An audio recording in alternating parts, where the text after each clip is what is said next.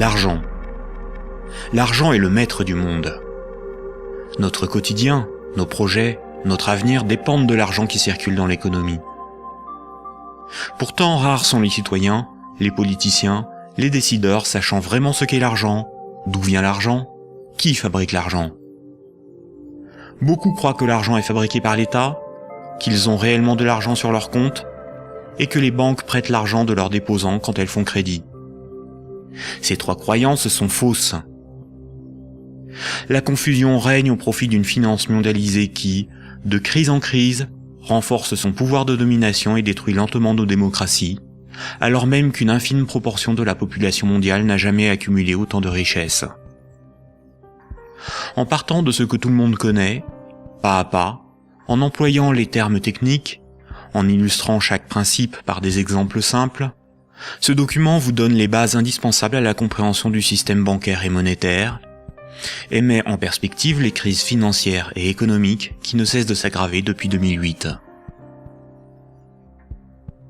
La monnaie est au cœur de nos économies.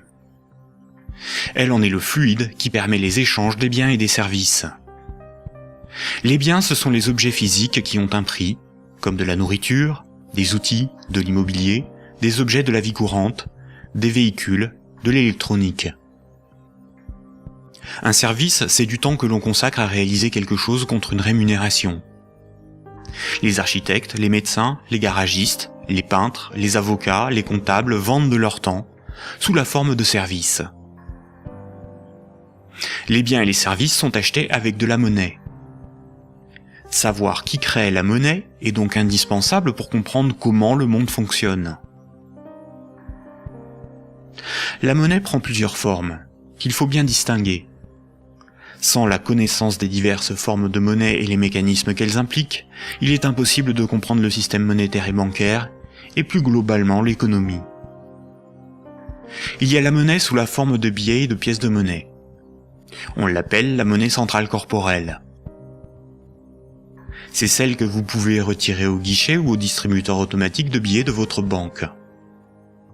On peut la toucher, on peut partir avec, on peut physiquement la détruire. On l'appelle aussi monnaie manuelle, liquide ou espèce. Elle est fabriquée par la banque centrale.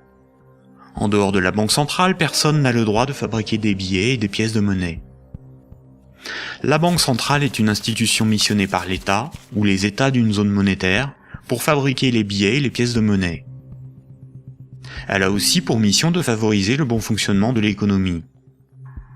Son but n'est pas de faire des profits, mais d'appliquer la politique monétaire. En France, comme pour l'ensemble des pays de la zone euro, la Banque centrale est la BCE, ou Banque centrale européenne. La BCE gère une monnaie nommée euro. Et puis il y a un autre type de monnaie, beaucoup moins connu. C'est la monnaie qui est sur votre compte en banque, appelée monnaie scripturale. Cette monnaie n'existe que sous la forme de chiffres dans les systèmes informatiques de comptabilité des banques commerciales privées. On l'appelle aussi monnaie secondaire. Les banques commerciales privées, appelées aussi banques de second rang ou banques secondaires, sont les banques des particuliers et des entreprises, comme la BNP, le Crédit Agricole ou la Société Générale. Ce sont des entreprises privées dont le but est le profit. Les banques commerciales privées sont les distributeurs des billets et pièces de monnaie. Ce sont des intermédiaires, des commerçants, qui font le commerce de la monnaie centrale. Elles ont développé un substitut à cette monnaie, qui est la monnaie secondaire ou monnaie scripturale privée. Elles réalisent la gestion des moyens de paiement tels que les chèques, les cartes bancaires, les virements et les prélèvements. Pour comprendre l'origine des différentes formes de monnaie, il faut comprendre pourquoi la monnaie a été créée et parcourir son histoire de l'Antiquité à nos jours.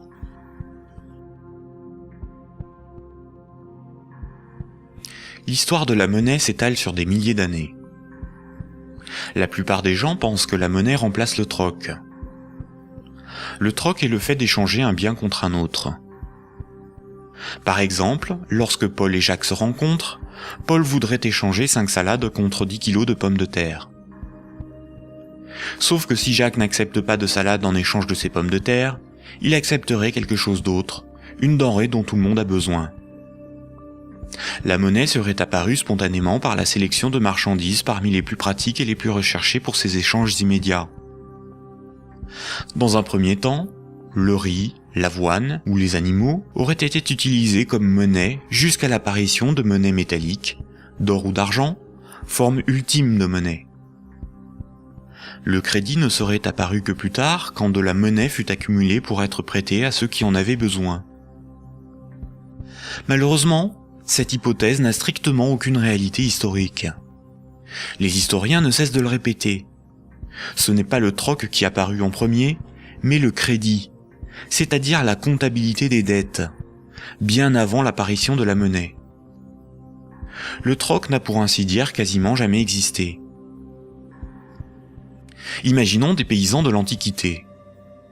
Paul produit des salades qu'il récolte au printemps, et Jacques produit des pommes de terre qu'il récolte à l'automne. Jacques va emprunter 5 salades à Paul au printemps. Jacques doit l'équivalent de 5 salades à Paul.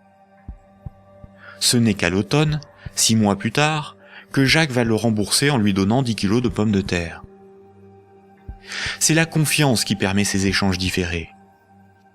On peut dire que Paul et Jacques se font confiance. Ils partagent un même principe moral qui est qu'une dette doit être honorée. Cela leur permet de se faire crédit. Quand Jacques demande des salades à Paul, il se sent redevable envers Paul. Jacques ne sera libre que quand il aura remboursé Paul des jours, des mois, des années plus tard, car il a une dette envers lui. Les hommes pouvaient se prêter des outils, des animaux, s'échanger des biens, mais aussi des services. Au-delà d'un certain volume d'échanges, la parole donnée ne suffit plus à garantir la confiance, il faut consigner par écrit. On invente l'écriture. Alors il faut apprendre à lire, écrire et compter. On invente l'école. Il faut aussi avoir confiance dans la quantité, mesurer ce que l'on échange. On invente les étalons et la métrologie. Enfin, il faut aussi avoir un arbitre en cas de litige. On invente les tribunaux. Les communautés prenaient une unité de compte virtuelle, ou un étalon, pour donner un prix aux biens et aux services qu'ils s'échangeaient. Si 5 salades valaient 10 unités de compte, alors quand Paul donnait 5 salades à Jacques, il lui devait 10 unités de compte. On a retrouvé nombre d'objets servant de registre de dette. Des bâtons, des boules d'argile, des papyrus, des bouts de tissu, des figurines. Parmi les plus anciens registres figurent des centaines de milliers de tablettes d'argile de l'époque sumérienne, où étaient tenus des comptes et consignés des dettes. Ces tablettes étaient gérées par des temples proches des marchés. Personne ne pouvait empêcher les hommes de se faire crédit. Les unités de compte nécessaires à donner un prix à ce qui s'échangeait n'étaient qu'indicatives. Il n'est pas nécessaire de se procurer ou d'acheter des centimètres à chaque fois que l'on mesure ce que l'on prête à autrui. Durant plusieurs milliers d'années, il n'y avait pas de monnaie, juste la comptabilité des dettes des uns et des autres et des communautés entre elles. Ce n'est que beaucoup plus tard, environ 700 ans avant Jésus-Christ, que des souverains ou des castes régnantes ont imposé l'usage de monnaie comme moyen d'échange, sous la forme d'un objet dont ils s'attribuaient l'exclusivité de la production. Ils émettaient la monnaie, généralement des pièces d'or, d'argent ou de cuivre, payaient leurs soldats avec, et menaient des guerres pour conquérir de nouveaux territoires. Pour se procurer nourriture et équipement, les soldats imposaient par la force aux paysans et aux marchands cette monnaie comme paiement. Le pouvoir récupérait ensuite de cette monnaie lors de la perception des impôts. Comme tout le monde devait disposer de monnaie pour payer les impôts, elle devenait rapidement la monnaie officielle. Elle était acceptée comme paiement et elle se diffusait dans la communauté. Le pouvoir pouvait donc acheter nourriture, marchandises et richesses grâce à la monnaie qu'il produisait lui-même. Tant que l'on avait une dette, on n'était pas libre. On risquait de devenir l'esclave de son créancier ou d'être emprisonné si on ne s'acquittait pas de l'impôt. C'est la servitude pour dette. Et c'est pour ça qu'une monnaie employable pour payer une dette ou un impôt a un pouvoir libératoire. La monnaie a donc été créée par des castes régnantes, des souverains, pour extorquer une partie de la production des populations, vivre et s'enrichir sans travailler. C'est par ce principe que des empires se sont bâtis. Historiquement, le troc n'était pratiqué que durant les périodes de chaos et de conflits, lorsque la monnaie venait à manquer. Au Moyen Âge, avec le développement du commerce, les métaux précieux comme l'or ou l'argent étaient devenus une monnaie internationale. Il était risqué de posséder et transporter ces métaux précieux. On risquait de se les faire dérober. À partir du XVIIe siècle, les marchands de Londres et de Stockholm commencèrent à confier la garde de leurs métaux précieux aux orfèvres, les négociants en métaux précieux. En échange, les orfèvres leur donnaient un reçu, un certificat de dépôt nominatif qui permettait à son détenteur de récupérer à tout moment son métal précieux. Lors des retraits, les orfèvres demandaient une petite somme pour le service de stockage rendu. Les boutiques des orfèvres devinrent des coffres fort bien gardés. Puis ces certificats sont devenus non nominatifs. Il était simplement inscrit dessus le poids de métal précieux qu'ils représentaient. Les marchands se mirent à se payer non pas en métal précieux, mais avec ces certificats. La monnaie papier était née. Les orfèvres constataient que les marchands laissaient leurs métaux précieux dans leurs coffres. Ils eurent donc l'idée de prêter ces métaux précieux à d'autres marchands pour développer leur commerce. Mais plutôt que de prêter les métaux précieux entreposés dans leurs coffres, les orfèvres émettaient des certificats papier. Quand les marchands remboursaient leurs dettes, ils rendaient les certificats et versaient un intérêt. Les orfèvres se mirent à imprimer bien plus de certificats que de métaux précieux disponibles dans leurs coffres. Cette pratique leur permit de s'enrichir en multipliant les intérêts perçus. Quand les certificats étaient rendus aux orfèvres, ils étaient détruits. Comme le papier monnaie échangeable contre des métaux précieux était accepté par les marchands comme paiement, les orfèvres pouvaient en imprimer pour leurs propres dépenses et achats. Tant que les emprunteurs et déposants ne venaient pas tous au même moment demander l'échange de leurs certificats contre l'équivalent en métal précieux, leur petit tour de magie pour s'enrichir restait secret. Aujourd'hui, les métaux précieux sont remplacés par la monnaie centrale. Avec l'avènement de la République et de la démocratie, c'est l'appareil législatif qui rédige la loi au nom du peuple, et l'État, la nation, fait fabriquer sa propre monnaie par la Banque centrale. La loi dit que tout citoyen est obligé d'accepter non pas des métaux précieux, mais de la monnaie de l'État comme règlement d'une dette. C'est ce qui donne son cours légal à la monnaie de l'État. Cette monnaie est dite fiduciaire, du latin fiducia, qui veut dire confiance. Sa valeur est liée à l'assurance qu'on peut échanger des biens et services avec cette monnaie. Rappelez-vous, quand un marchand déposait des métaux précieux chez l'orfèvre, il lui donnait l'équivalent en certificat de dépôt. Plus tard, le marchand pouvait retourner chez l'orfèvre et récupérer ses métaux précieux contre ses certificats. Aujourd'hui, quand le client d'une banque dépose des billets sur son compte, la banque le crédite.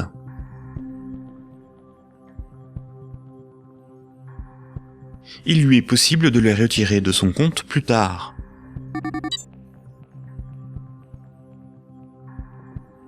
La monnaie secondaire, ou monnaie scripturale privée, est l'équivalent des certificats de dépôt des orfèvres.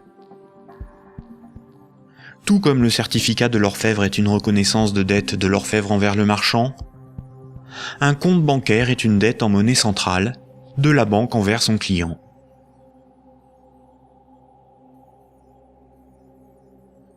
Du temps des orfèvres, quand les marchands se payaient en métaux précieux, c'est comme lorsqu'aujourd'hui, on paie les commerçants avec de la monnaie centrale, des billets de banque. Ensuite, quand les marchands se payaient avec des certificats de dépôt de l'orfèvre, c'est comme lorsqu'aujourd'hui, on paie un commerçant par un transfert de monnaie scripturale de notre compte bancaire à celui du commerçant.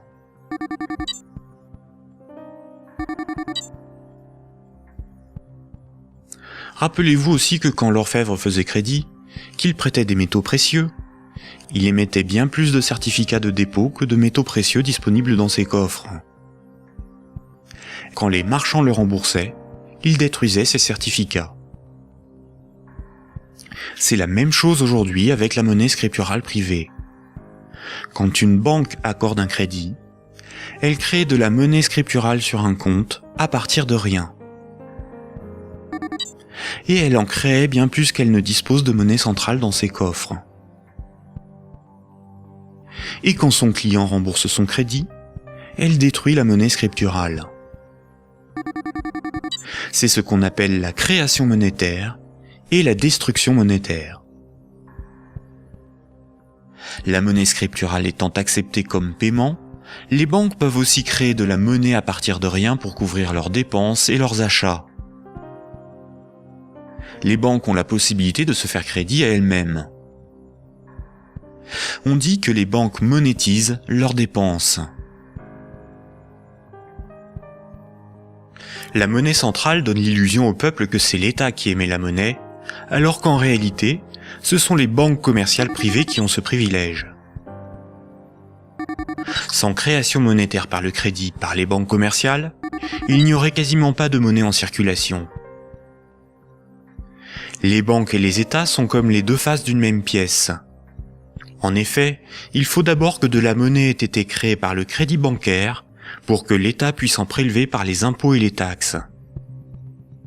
Et les banques ont besoin des États pour établir une législation protégeant ce privilège et faire appliquer cette législation par la justice et les forces de l'ordre. Nous allons détailler maintenant ces mécanismes bancaires et leurs nombreuses conséquences. Tout le monde a un compte en banque. C'est plus sûr et c'est plus simple que d'avoir chez soi une caisse remplie de billets de banque. Beaucoup de gens s'imaginent qu'un compte en banque est une boîte dans laquelle sont rangés des billets de banque.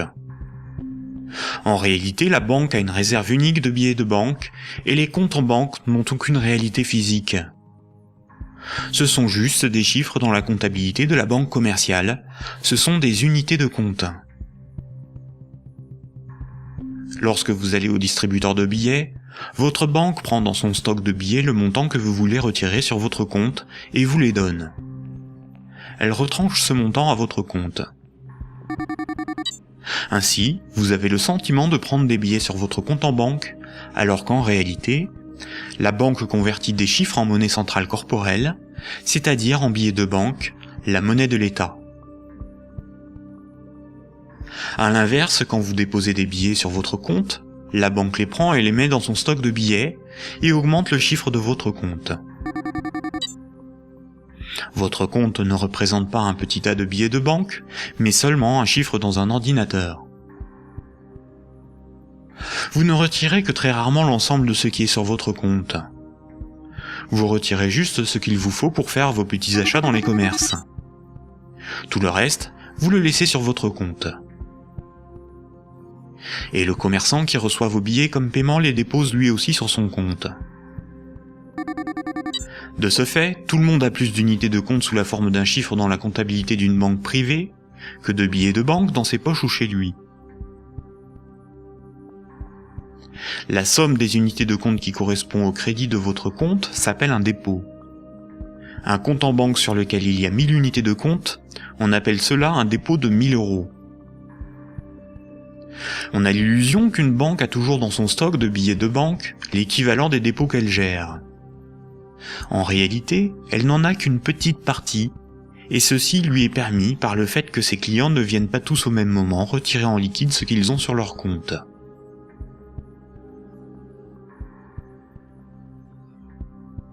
En Europe, la monnaie centrale est la monnaie qui a cours légal.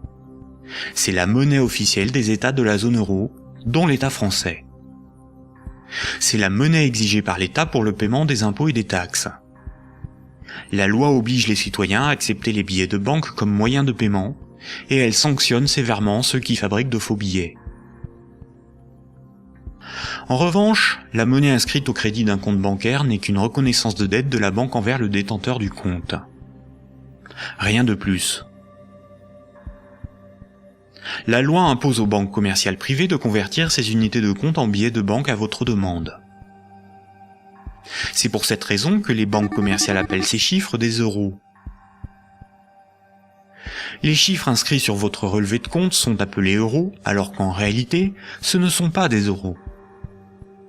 Ces unités de compte sont converties en euros au moment où vous les retirez de votre compte. Votre banque vous doit bien des euros, et c'est pour cette raison qu'il est marqué euros sur votre relevé de compte. Ces unités de compte sont tolérées par la loi comme moyen de paiement. Quand vous payez au moyen d'un chèque bancaire, d'une carte bleue ou d'un virement, vous réalisez un simple transfert d'un chiffre de votre compte à un autre. Tout ce qui sert de moyen de paiement est une monnaie. C'est pour cette raison que ces unités de compte sont appelées monnaie scripturale, monnaie secondaire ou monnaie scripturale privée. On peut dire que chaque banque a sa propre monnaie, car chaque banque a sa propre comptabilité, gère ses propres chiffres, ses propres unités de compte. Toutes les monnaies privées sont convertibles en monnaie centrale corporelle. Elles ont toutes la même valeur. Mais la monnaie scripturale d'une banque commerciale privée n'est garantie que par la banque elle-même. Une banque commerciale étant une entreprise comme une autre, elle peut faire faillite. Si elle fait faillite, elle ne peut plus garantir sa monnaie privée, et par conséquent les montants des comptes bancaires de ses clients. Les unités de compte sur les comptes bancaires peuvent tout simplement disparaître.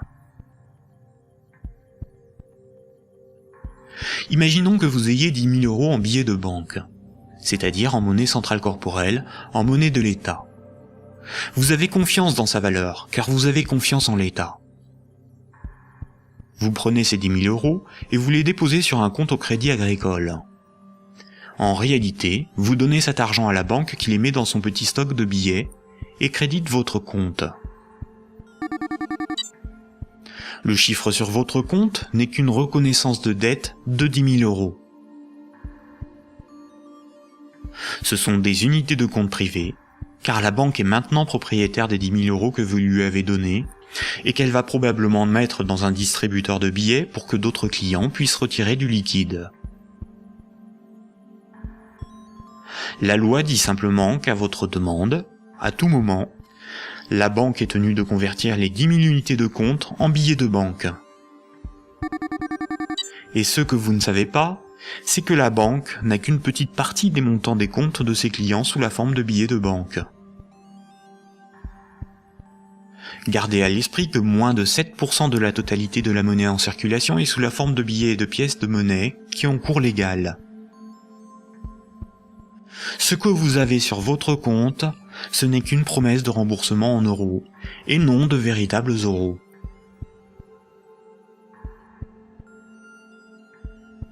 De nos jours, tout le monde paie des sommes de petite et grande taille sans jamais employer de billets de banque. La carte bancaire, la carte de crédit, les chèques bancaires, les prélèvements automatiques et les virements forment l'essentiel des procédés de paiement.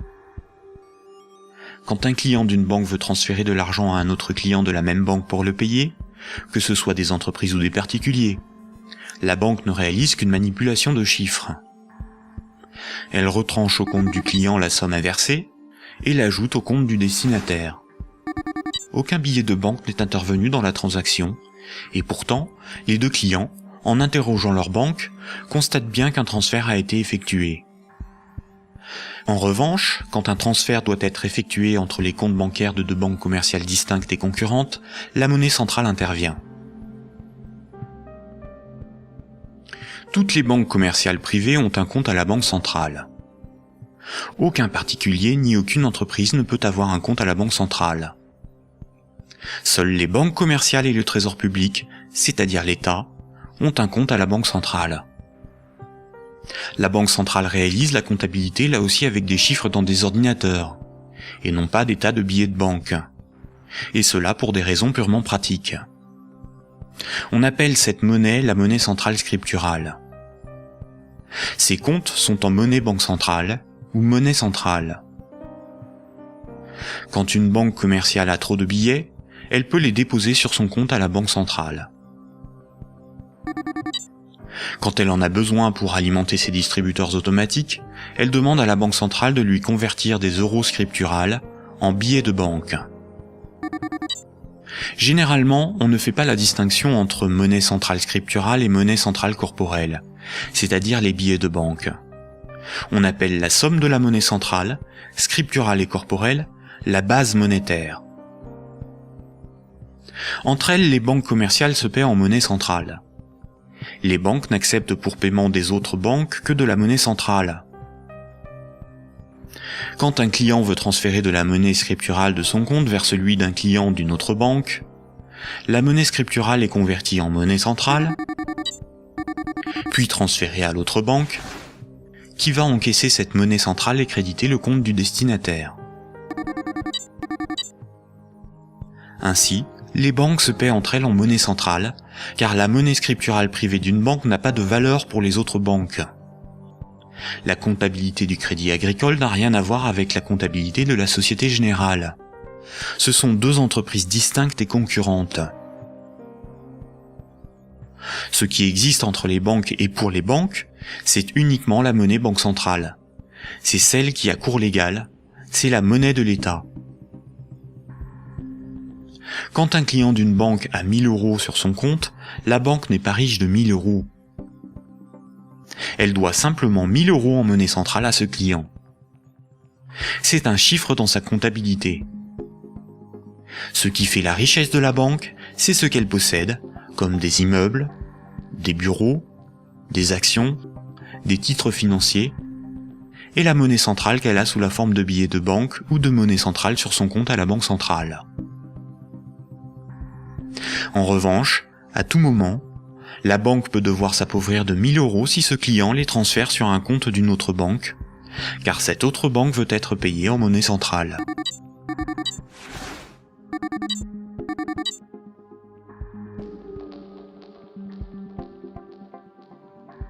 Les banques ne réalisent pas leur paiement en banque centrale à chaque fois qu'un transfert est réalisé.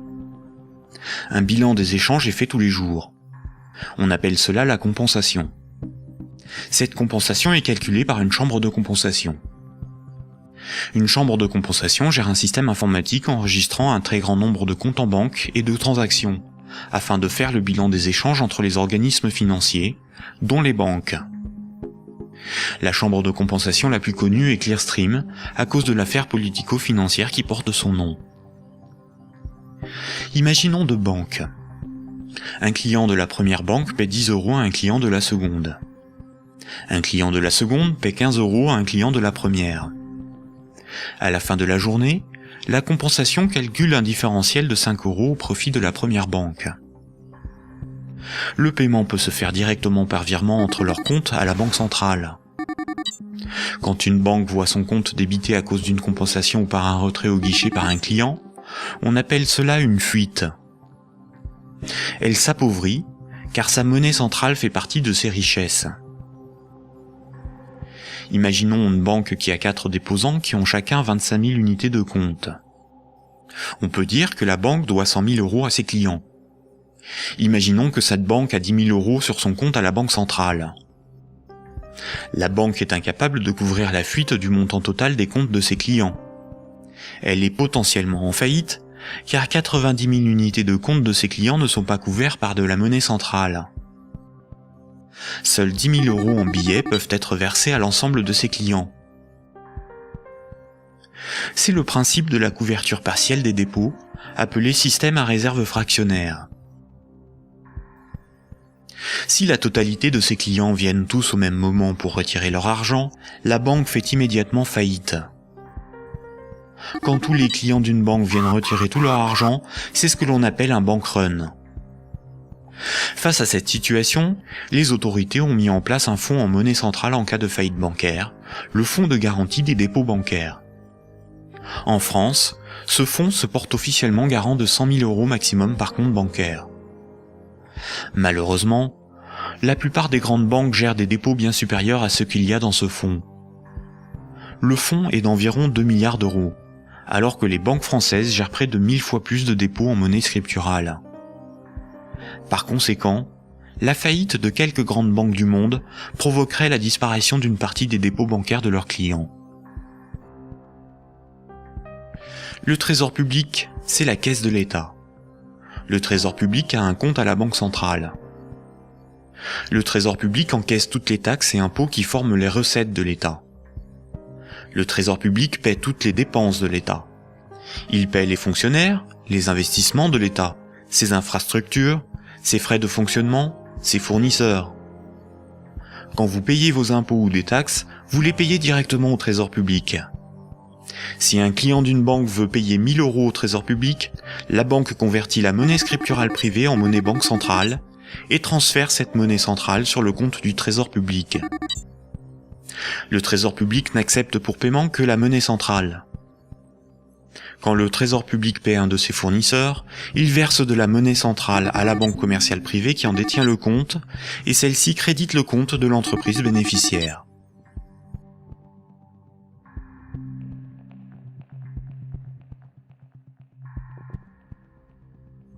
Récapitulons. Le système monétaire est basé sur 2 espaces monétaires distincts et isolés. L'espace de la monnaie centrale et l'espace de la monnaie scripturale privée. La monnaie centrale, c'est la monnaie de l'État. La monnaie centrale sert aux banques et au trésor public pour se payer. La monnaie scripturale privée, ou monnaie secondaire, c'est la monnaie gérée par les banques commerciales privées.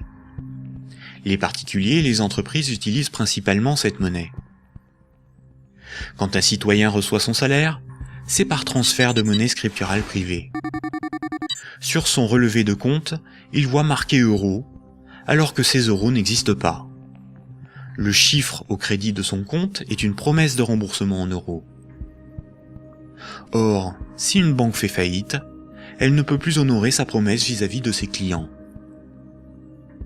En France, les 2 premières banques gèrent plus de la moitié des dépôts bancaires.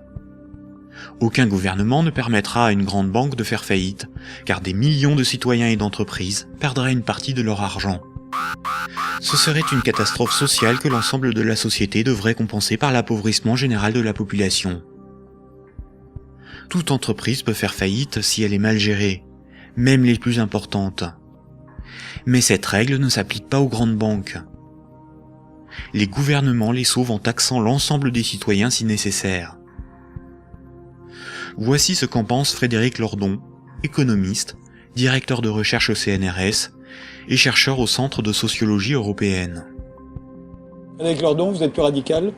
J'en ai peur. C'est-à-dire, il me semble que derrière toutes les argumentations techniques du monde, il y a une question préjudicielle qui est une question de principe. Alors je voudrais repartir des sauvetages de 2008-2009, parce qu'il me semble que celui qui se profile va avoir à peu près les mêmes propriétés. À propos de ces sauvetages bancaires, on peut dire non contradictoirement 2 choses. La première, c'est qu'ils étaient une nécessité impérieuse, et je dirais même vitale. Et la deuxième, c'est que cependant, ils ont été des scandales sans nom. Des scandales sans nom. Alors pourquoi ça a été un scandale? Les gens le savent, alors ils sont un peu plus qu'échauffés, hein, je vous assure. On a sauvé les banques, on a sauvé la finance sans la moindre contrepartie, pas le plus petit commencement de réglementation d'activité financière ou de transformation des structures bancaires. Donc, si vous me passez l'expression, le corps social en a gros.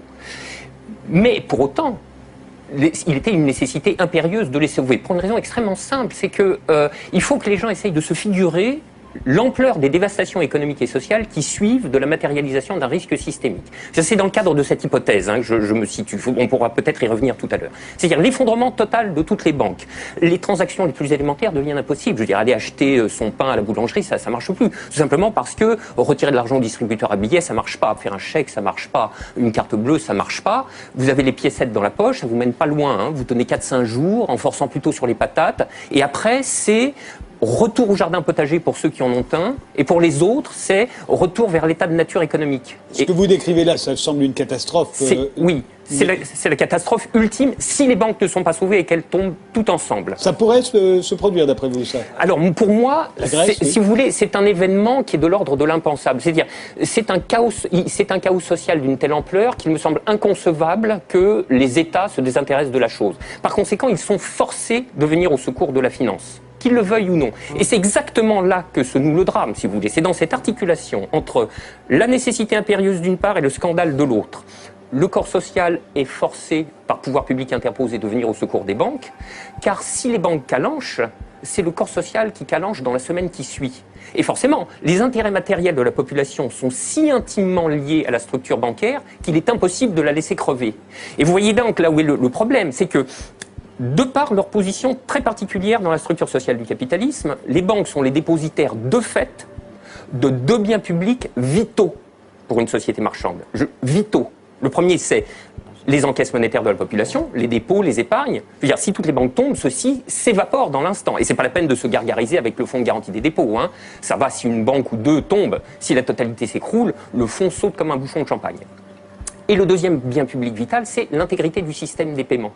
Et c'est parce que les banques ont capté ces biens publics qu'elles peuvent contraindre l'État, les corps sociaux à leur venir en aide. C'est quoi l'intégrité du système des paiements, C'est le fait que les banques sont les teneurs de compte, qu'elles les mouvementent, qu'elles les débitent, qu'elles les créditent, donc elles sont les opératrices. Absolument. C'est pas qu'elles les garantissent, c'est qu'elles opèrent très concrètement et très basiquement les transactions élémentaires. La gestion des moyens de paiement. Exactement. Voilà. Bon, alors, si vous voulez, là, il y a une situation de fait que les économistes appellent dans leur langage pluriel et amoral, mais dont le vrai nom est prise d'otage. Et celle-là, elle est colossale. Si vous voulez, chaque fois qu'il y a un mouvement social dans les transports ou le ramassage des ordures, on vous bassine avec la prise d'otage des syndicats. Mais ça, c'est une prise d'otage, mais cosmique. C'est énorme.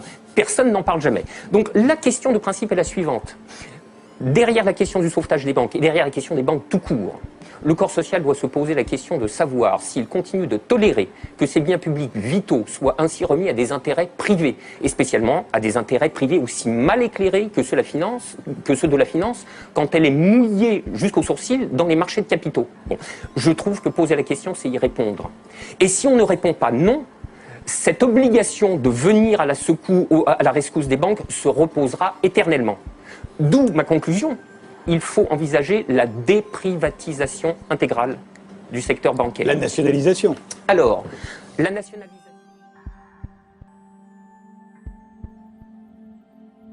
On constate que quand les dirigeants et actionnaires des grandes banques touchent des bénéfices, ceux-ci s'enrichissent. Mais quand les grandes banques sont en difficulté, ce sont les États, c'est-à-dire l'ensemble des citoyens, qui les sauvent. Cela résume l'adage désormais bien connu: les banques privatisent leurs gains et socialisent leurs pertes.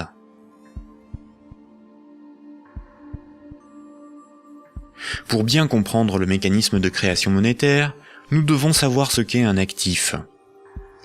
Imaginons que Paul possède une moto, des vêtements, une télévision, un ordinateur et 200 € sur lui en billets de banque.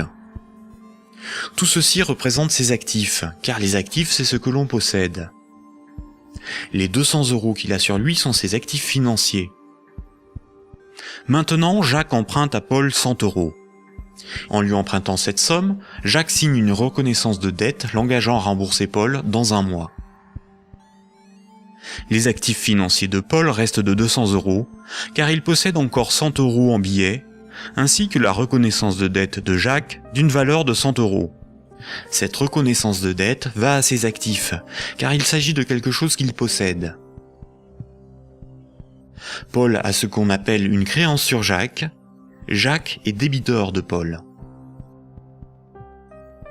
En cas de litige, si Jacques ne rembourse pas Paul, la justice pourra intervenir pour forcer Jacques à respecter ce contrat.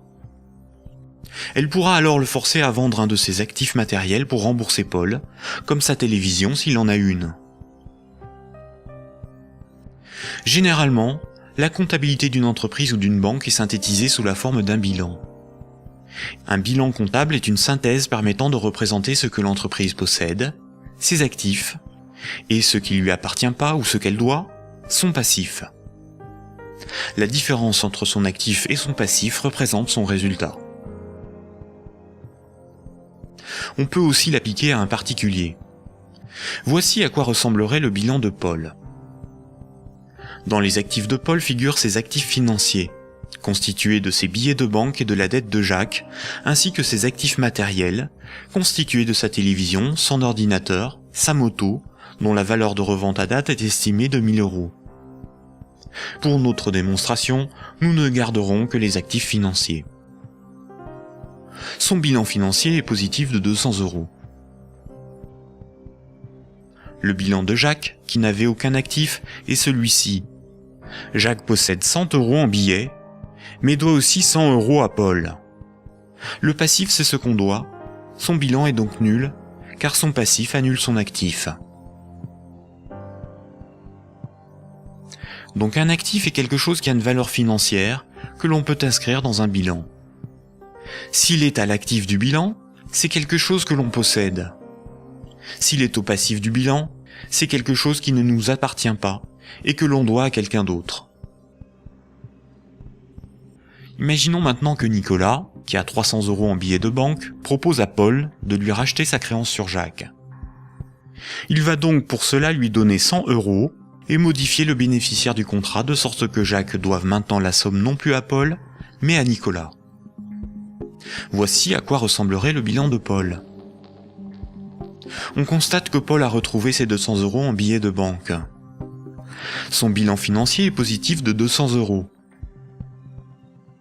Le bilan de Jacques, qui n'avait aucun actif, n'a pas changé. Son bilan est toujours nul. Le bilan de Nicolas, qui avait 300 € d'actifs, est maintenant celui-ci. Il reste à Nicolas 200 € en billets de banque et la reconnaissance de dette de Jacques, qui a une valeur, à terme, de 100 €. Le bilan de Nicolas est positif de 300 €. Lorsque Jacques devait 100 € à Paul, Paul prenait le risque que Jacques ne le rembourse pas. Quand Paul a vendu la reconnaissance de dette à Nicolas, c'est Nicolas qui prend le risque de n'être pas remboursé par Jacques. C'est un transfert de risque sur une créance. Si Jacques ne rembourse pas sa dette, le bilan de Nicolas peut perdre jusqu'à 100 €. On dit alors que Jacques fait défaut sur tout ou partie de sa dette. Nicolas perdrait 100 € sur son bilan, correspondant à la créance que Jacques n'a pas honorée. Nous voyons donc qu'une créance peut être un actif et peut être revendue au même titre qu'une moto ou des vêtements. Les actifs matériels ont une valeur estimative. Certains actifs matériels perdent de leur valeur avec le temps. C'est le cas d'un ordinateur ou d'une moto. Ils ne peuvent pas facilement être employés pour régler des dettes. En revanche, les actifs financiers ont une valeur connue. La créance sur Jacques ou les billets de banque ont des valeurs fixes. Le bilan d'une banque se présente comme le bilan de n'importe quelle entreprise. La banque a des actifs qui sont ses richesses, ce qu'elle possède, et un passif qui représente ce qui ne lui appartient pas, ses dettes. Nous avons vu que le crédit d'un compte bancaire d'un client est une dette de la banque envers celui-ci. Les dépôts correspondant au compte bancaire de ses clients sont donc enregistrés au passif de son bilan. Si on lit ce bilan, on comprend que la banque doit au total 600 € à ses clients. Imaginons qu'un de ses clients, Paul, a un dépôt de 100 unités de compte. Voici le bilan de la banque. Elle doit 100 € à Paul, ce qui correspond au dépôt que Paul a réalisé sur son compte. Ce compte en banque est dit à vue, c'est-à-dire que Paul peut tout de suite utiliser ses unités de compte pour un paiement. Paul souhaite emprunter 1000 € à sa banque. La banque établit le contrat de prêt qu'elle lui fait signer. Ce contrat l'engage à rembourser la banque selon un échéancier précis. Paul devra rembourser les 1000 € empruntés, appelés capital du crédit, plus 50 € d'intérêt. Pour créditer le compte de Paul, la banque ne prend pas les dépôts d'autres clients pour lui donner.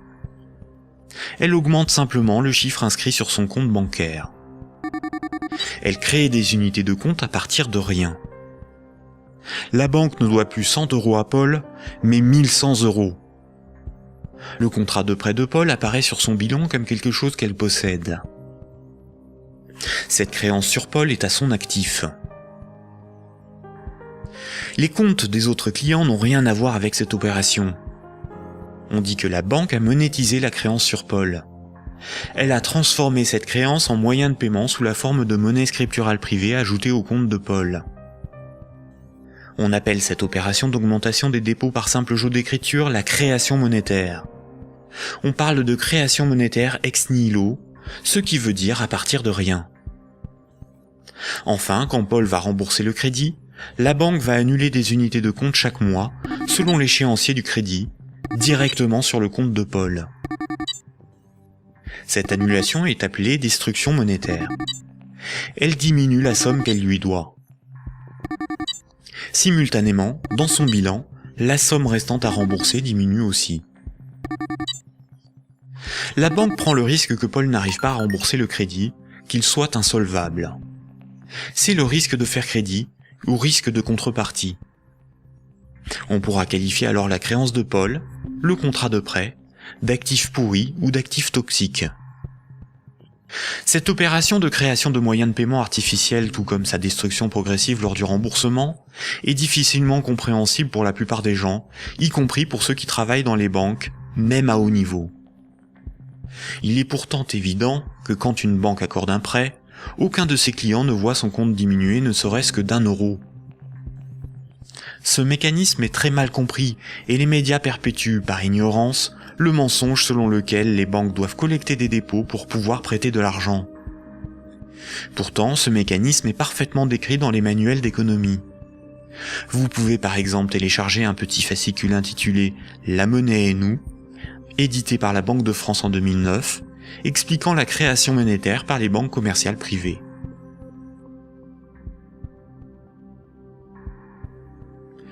La création et la destruction monétaire peuvent être résumées par une simple phrase.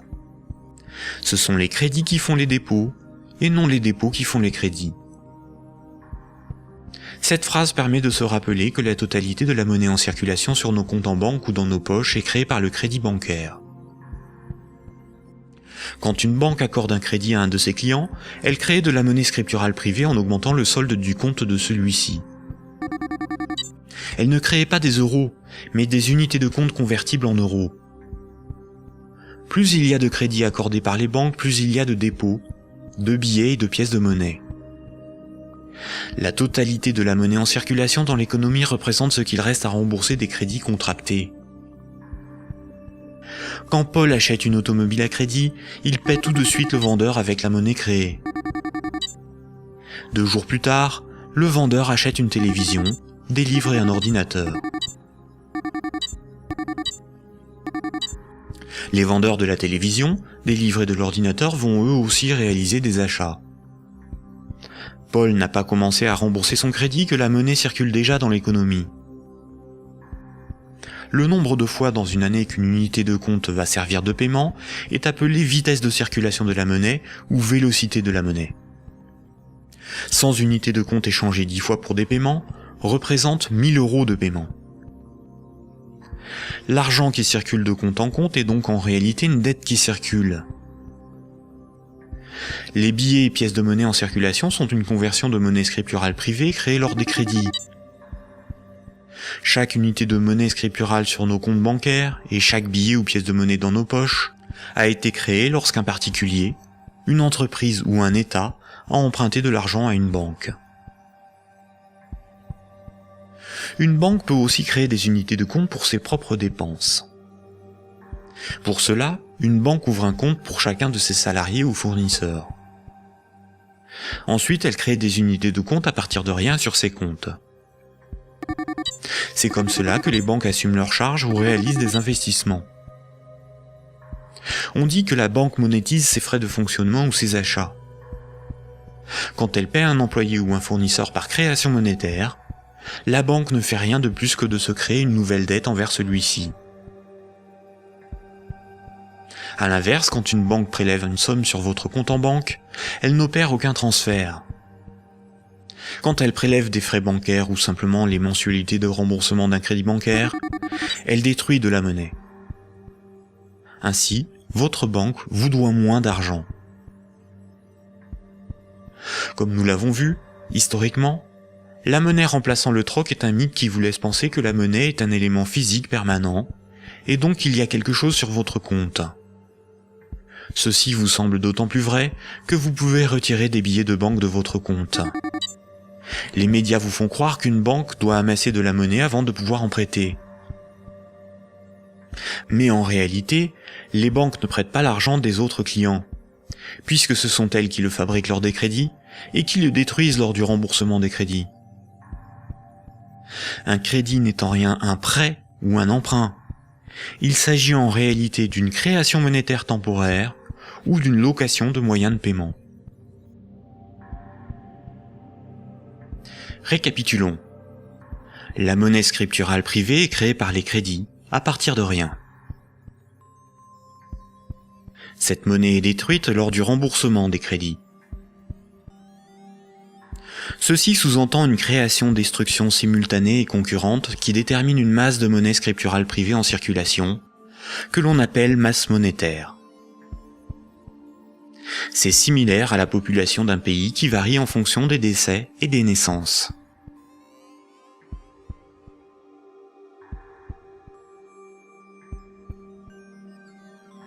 Trois citoyens et un banquier échouent sur une île déserte au beau milieu de l'océan. Ils s'organisent et décident de créer leur propre monnaie, qu'ils appellent euro. Le banquier fonde l'unique banque commerciale privée de l'île. Comme cette banque est nouvelle, les trois citoyens n'ont rien sur leur compte. Ils ne peuvent pas s'échanger et se vendre ce qu'ils produisent. Ils ont bien des marchandises à se vendre, mais aucune monnaie pour les payer. Pour disposer de moyens de paiement, chaque citoyen va faire un crédit de 10 €, remboursable en 11 mois. Chaque citoyen devra rembourser 10 € de capital, plus 1 € d'intérêt. Lorsque le banquier leur accorde le crédit, il crée 10 € à partir de rien sur chaque compte. Le premier mois, la masse monétaire est de 30 €. Les citoyens disposent de monnaie pour s'échanger ce qu'ils produisent. À la fin du premier mois, les citoyens commencent à rembourser leur crédit. Le banquier prélève 1 € d'intérêt, qu'il utilise pour acheter des marchandises aux citoyens. La masse monétaire reste de 30 €. À l'issue du deuxième mois, le banquier efface 1 € du compte de chaque citoyen. Il reste 27 € en circulation. À l'issue du troisième mois, le banquier efface à nouveau 1 € du compte de chaque citoyen. Il reste 24 € en circulation. De mois en mois, la situation devient un peu plus compliquée, car la masse monétaire ne cesse de baisser. Les citoyens se retrouvent en concurrence pour capter l'argent. À l'issue du 11e mois, après une farouche concurrence entre les trois citoyens pour capter la monnaie restante, leurs comptes sont vides, car tout le monde a remboursé exactement ce qu'il avait emprunté à la banque. Plus rien ne peut être ni acheté ni vendu. C'est la crise économique. Le banquier réunit les citoyens et leur dit « Pour résoudre cette situation, c'est très simple. Vous n'avez qu'à m'emprunter à nouveau de l'argent. » Les citoyens acceptent. Ils font tous à nouveau un crédit de 10 €. À la fin du premier mois, le banquier prélève 1 € d'intérêt, qu'il garde pour lui car il a tout ce qu'il lui faut. Au fil des mois, le banquier supprime les euros correspondant au remboursement des crédits. Comme les intérêts n'ont pas été dépensés par le banquier, c'est au bout du 10e mois seulement que les comptes des trois citoyens sont vides. Il n'y a plus de monnaie en circulation, et pourtant il manque 3 € pour rembourser la totalité de leur crédit. Le banquier réunit les citoyens et leur dit « Il y a une manière très simple de repousser le moment où vous serez à zéro sur vos comptes. Vous n'avez qu'à m'emprunter régulièrement de l'argent, bien avant que la masse monétaire ne baisse trop et que l'économie ne s'arrête. Et pour compenser les intérêts que je ne dépense pas, il vous suffit de m'emprunter à chaque fois quelques euros de plus. » Les citoyens acceptent. Désormais, ils sont en permanence endettés, sinon la monnaie disparaît et l'économie s'arrête. Ils appellent cela la croissance. Mais comme ils sont endettés, ils se mettent à produire toujours plus pour rembourser le banquier, bien au-delà de leurs besoins réels. Ils ne produisent pas pour avoir de quoi se vêtir, se nourrir ou se loger. Ils produisent pour avoir l'argent nécessaire pour rembourser leur crédit. L'argent est devenu le moteur de leur vie, et non ce dont ils ont besoin pour vivre. Ce système permet au banquier de ne rien produire. Il passe son temps à gérer ses comptes, à créer de la monnaie puis à la détruire. Avec la monnaie qu'il fabrique, il achète ce dont il a besoin aux citoyens. Rapidement, les ressources naturelles de l'île viennent à manquer. Il n'y a plus de bois, plus de gibier, plus d'eau, plus de terre pour produire toujours plus. La croissance a épuisé les ressources naturelles et détruit l'environnement. Cette petite histoire met en valeur de réalités tout à fait surprenantes. D'une part, les sommes dues aux banques sont globalement supérieures aux sommes disponibles pour les rembourser. D'autre part, si tout le monde remboursait ses dettes, il n'y aurait quasiment plus de monnaie en circulation dans le monde. Tous les comptes seraient vides, tous les billets et pièces de monnaie disparaîtraient. Le système monétaire fonctionne comme un système pyramidal. Pour payer les crédits en cours de remboursement, il faut que de nouveaux crédits soient accordés. Sinon, la monnaie se raréfie et certains emprunteurs sont dans l'incapacité de rembourser leurs crédits.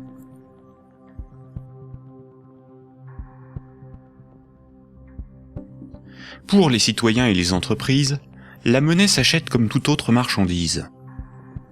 Les banques louent la monnaie qu'elles fabriquent, et le prix de cette location est de la monnaie supplémentaire qu'elles sont les seules à fabriquer. Observons l'évolution de la masse monétaire dans la zone euro. Ce qui apparaît tout de suite, c'est son évolution exponentielle. La masse monétaire est composée de ce qu'on appelle des agrégats monétaires, nommés M1, M2 et M3. En orange, c'est la monnaie circulante. C'est la monnaie qui est sur les comptes à vue, utilisée pour des paiements, ainsi que la monnaie sous la forme de billets et de pièces de monnaie. Les comptes à vue servent à l'économie réelle.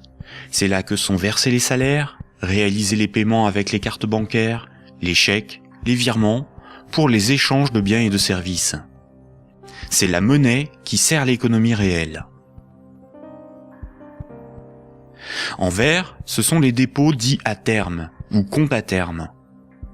Ce sont des comptes d'épargne rémunérés, des comptes à préavis, des livrets comme le livret A, certains placements financiers, où une partie de la monnaie scripturale est bloquée par les particuliers pour un certain temps.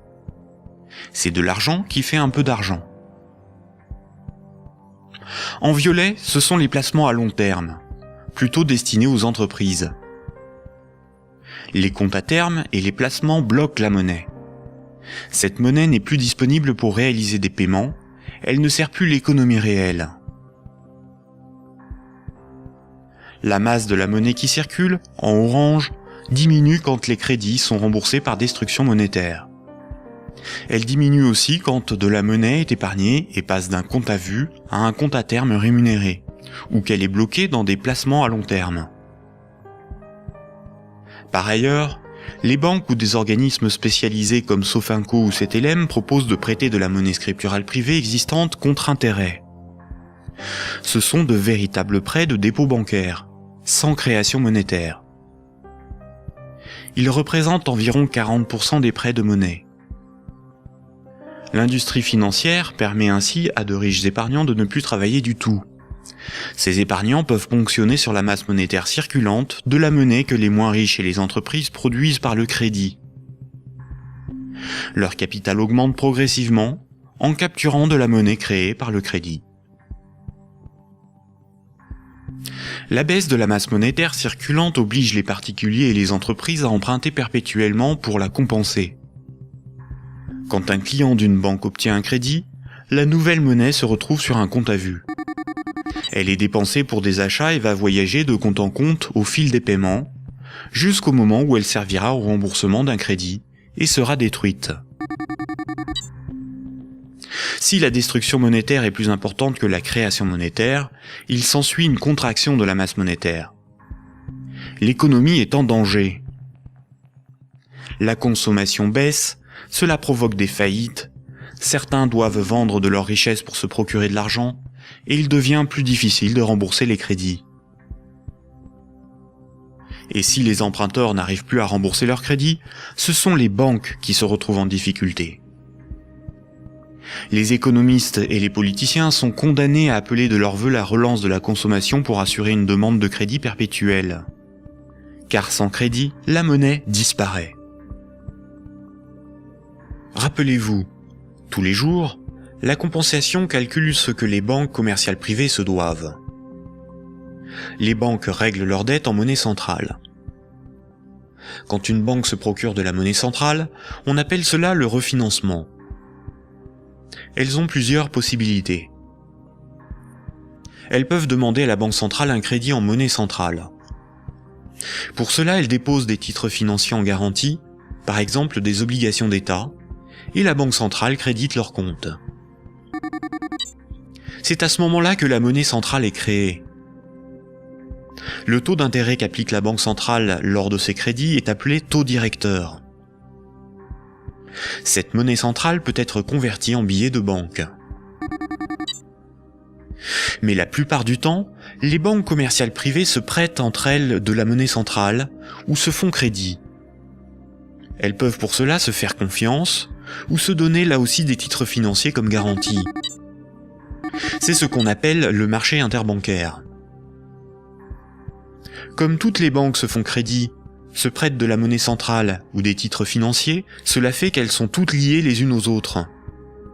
Si une grande banque fait faillite et qu'elle ne rembourse pas ce qu'elle avait emprunté aux autres banques, ce sont toutes les autres banques qui font faillite par effet domino. En 2008, les dérives du système financier ont provoqué une crise de liquidité dans le système bancaire. La crise de liquidité fait que les banques n'arrivent plus à régler leurs dettes, à se procurer de la monnaie centrale ou à se faire crédit. Les banques ont alors cessé d'accorder des crédits. L'évolution normale de la masse monétaire aurait dû être celle-ci. Malheureusement, la crise bancaire a stoppé la progression de la masse monétaire et s'est transformée en crise économique. Les États ont dû sauver les banques de la faillite. Mais le véritable coût de la crise financière est l'explosion de la dette des États pour éviter une aggravation de la crise, des milliers de faillites d'entreprises, des millions de nouveaux chômeurs. À l'avenir, une partie des dépôts bancaires pourrait être supprimée pour sauver les banques. Ainsi, les banques doivent moins d'argent à leurs clients, ce qui équilibre leur bilan. C'est ce qui s'est passé à Chypre en 2013. À partir de 2009, certaines banques centrales ont créé et donné des milliards en monnaie centrale aux banques commerciales pour faciliter le règlement de leurs dettes et ainsi leur éviter la faillite et relancer le crédit. C'est ce qu'on appelle des politiques d'assouplissement quantitatif ou quantitative easing. Cette monnaie centrale nouvelle pourrait être représentée sur ce graphique en tant que M0, appelée aussi base monétaire. Plutôt que d'accorder des crédits aux entreprises et aux particuliers avec une rentabilité incertaine, les banques commerciales privées ont utilisé cette monnaie centrale pour spéculer et acheter de la dette souveraine. Ainsi, d'une manière totalement artificielle, les bourses n'ont cessé de monter, la finance de s'enrichir et les États de s'endetter. Puisque pour rembourser les crédits passés, il faut que de nouveaux crédits soient accordés, on comprend mieux pourquoi les politiques d'austérité et de désendettement sont un suicide économique. Le crédit permet aux particuliers et aux entreprises d'acquérir des biens réels et à l'économie de se développer. La masse monétaire augmente. Une politique d'austérité provoque une contraction de la masse monétaire, condamnant à la faillite certains emprunteurs, qu'ils soient des particuliers, des entreprises ou des États. Les banques de ces emprunteurs peuvent saisir leurs maisons, leurs machines, leurs stocks. Les États doivent privatiser les services publics pour rembourser les marchés financiers. La baisse de la masse monétaire provoque la rareté de la monnaie, et cette rareté provoque in fine des transferts de richesses réelles des débiteurs vers la minorité des créanciers, notamment les banques.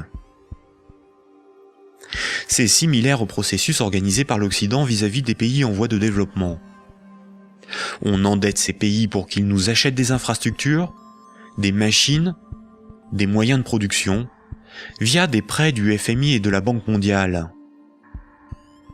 Incapables de rembourser les crédits, leur faillite permet de saisir les ressources naturelles ou même ceux qu'ils ont achetés grâce à ces crédits. Le PIB d'un pays, c'est approximativement la somme des revenus dans ce pays en une année. Dans la zone euro, la dette des États représente 90% du PIB. Et les dettes du secteur privé représentent 160% du PIB. En d'autres termes, pour rembourser toutes les dettes, il nous faudrait travailler 2 ans et demi en donnant tous nos revenus aux banques et aux marchés financiers. Or, si on remboursait toutes nos dettes, il n'y aurait plus de monnaie en circulation. Ce système pyramidal de dette n'est viable que dans un équilibre précaire, car la capacité des emprunteurs à rembourser leurs crédits dépend de la capacité d'autres emprunteurs à contracter de nouveaux crédits.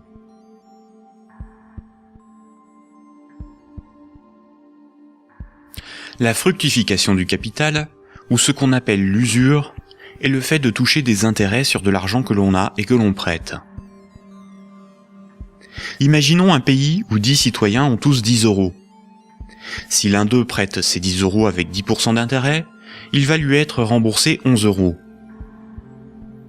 S'il le fait 10 fois, les autres citoyens de ce pays auront perdu chacun 1 euro. S'il le fait 90 fois, il possédera les 9/10 des richesses du pays, sans avoir travaillé. C'est son capital qui travaille, pas lui. C'est déjà une situation moralement difficile à justifier. Si l'usure permet aux riches de concentrer de la monnaie, les banques ont le privilège de la création de cette monnaie. Quand une banque veut acheter un immeuble, elle crée la monnaie nécessaire à l'acheter. Pour pouvoir créer de la monnaie, une banque doit simplement veiller à ce que ses actifs, ce qu'elle possède, lui permettent de payer les autres banques. Si les banques peuvent créer de la monnaie à partir de rien pour leurs achats, les entreprises, les particuliers et les États doivent d'abord en épargner, ou bien demander à une banque de lui en louer par un crédit. Voici ce que Maurice Allais, prix Nobel d'économie en 1988, disait de la création monétaire ex nihilo. Dans son essence, la création de monnaie ex nihilo actuelle par le système bancaire est identique, je n'hésite pas à le dire pour bien faire comprendre ce qui est réellement en cause, à la création de monnaie par les faux monnayeurs, si justement condamnés par la loi. Concrètement, elle aboutit au même résultat. La différence est que ceux qui en profitent sont différents et autorisés à le faire. Les banques sont des entreprises à but lucratif. Elles ont des actionnaires, leur but est l'enrichissement. Par le privilège de la création monétaire, la spéculation et l'usure organisée à l'échelle industrielle, on constate une gigantesque concentration des richesses dans les mains d'un tout petit nombre de personnes. Quand on parle de richesse, il ne faut pas penser à de l'argent, mais à de l'immobilier, des infrastructures, des propriétés, des entreprises, bref, ce qui a réellement de la valeur. Des chercheurs suisses ont extrait d'une base de données de l'OCDE un groupe de 147 entreprises financières qui ont le contrôle des 20 000 plus grandes entreprises du monde. Et un plus petit groupe forme le noyau dur de ces maîtres du monde. Sans surprise, les banques, et plus globalement le monde de la haute finance, notamment anglo-saxonne, contrôlent directement ou indirectement la plupart des grandes entreprises du monde. 1% de la population possède 46% du patrimoine mondial. Ce mouvement de concentration des richesses s'est accentué dans les années 70. Le néolibéralisme consacre la loi du marché comme dogme économique. Il prône la libre circulation des capitaux, des marchandises et des personnes à l'échelle mondiale, et une concurrence libre et non faussée. L'efficience des marchés serait l'avenir de l'homme. Dans cette perspective, les États sont des obstacles à la dérégulation financière. Avant les années 70, l'État français pouvait se financer à taux fixe et avantageux par un dispositif appelé le circuit du trésor. La Banque centrale pouvait faire des avances significatives à l'État. À partir des années 70, ce dispositif a été démantelé. Les États ont été obligés de se financer sur les marchés financiers, avec un taux variable en fonction de l'offre et de la demande. Par ailleurs, l'industrie financière organise la fuite des bénéfices et fortunes dans les paradis fiscaux.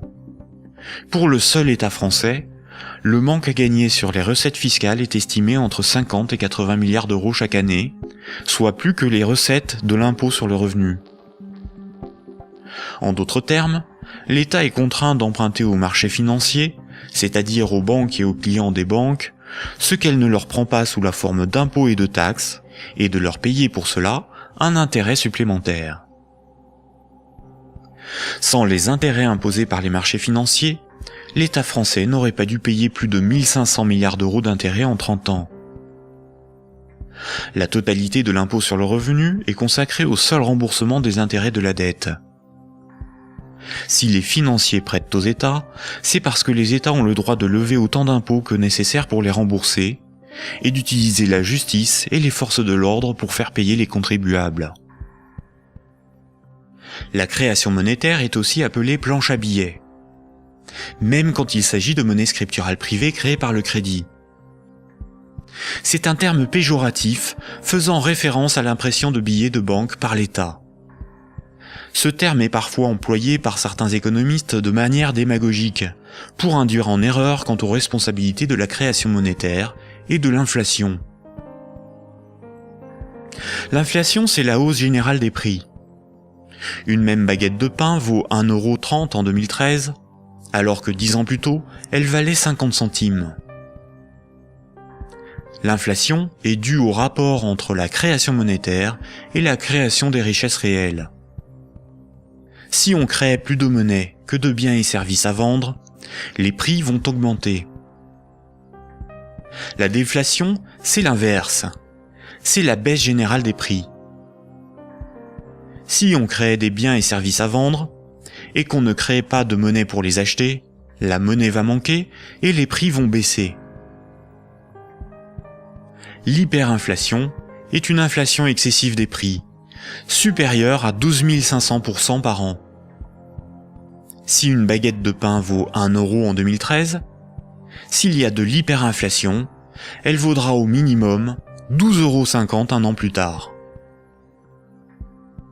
Dans les années 70 et 80, l'inflation a atteint 15%, alors même que l'interdiction de permettre à la Banque centrale de faire des avances à l'État devait nous prémunir d'une telle situation.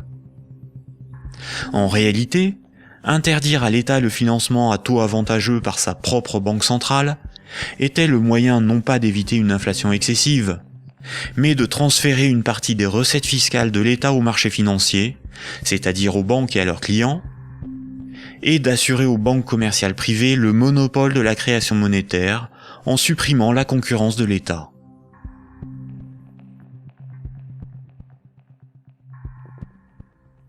Voici ce qu'on pouvait lire en 1924, avant la Grande Dépression de 1929, dans le magazine de l'Association des banquiers des États-Unis. Le capital doit assurer sa propre protection par tous les moyens possibles, grâce à la coalition et à la législation. Les dettes doivent être collectées et les hypothèques exercées le plus rapidement possible.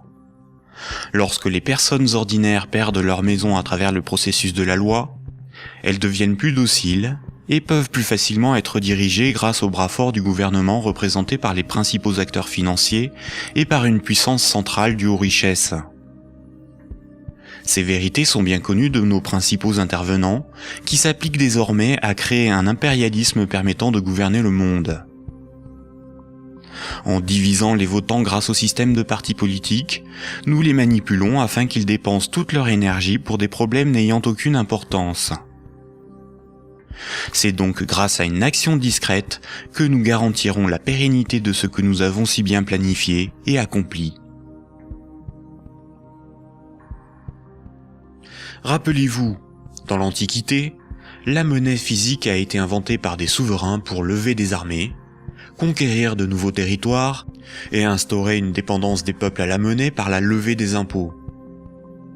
Toutes les dettes devaient être réglées avec la monnaie du souverain. Cela lui permettait d'acheter les richesses aux populations avec la monnaie qu'il fabriquait lui-même. Une seule et même organisation gérait la fabrication de la monnaie, les armées, la législation, la justice et les forces de l'ordre.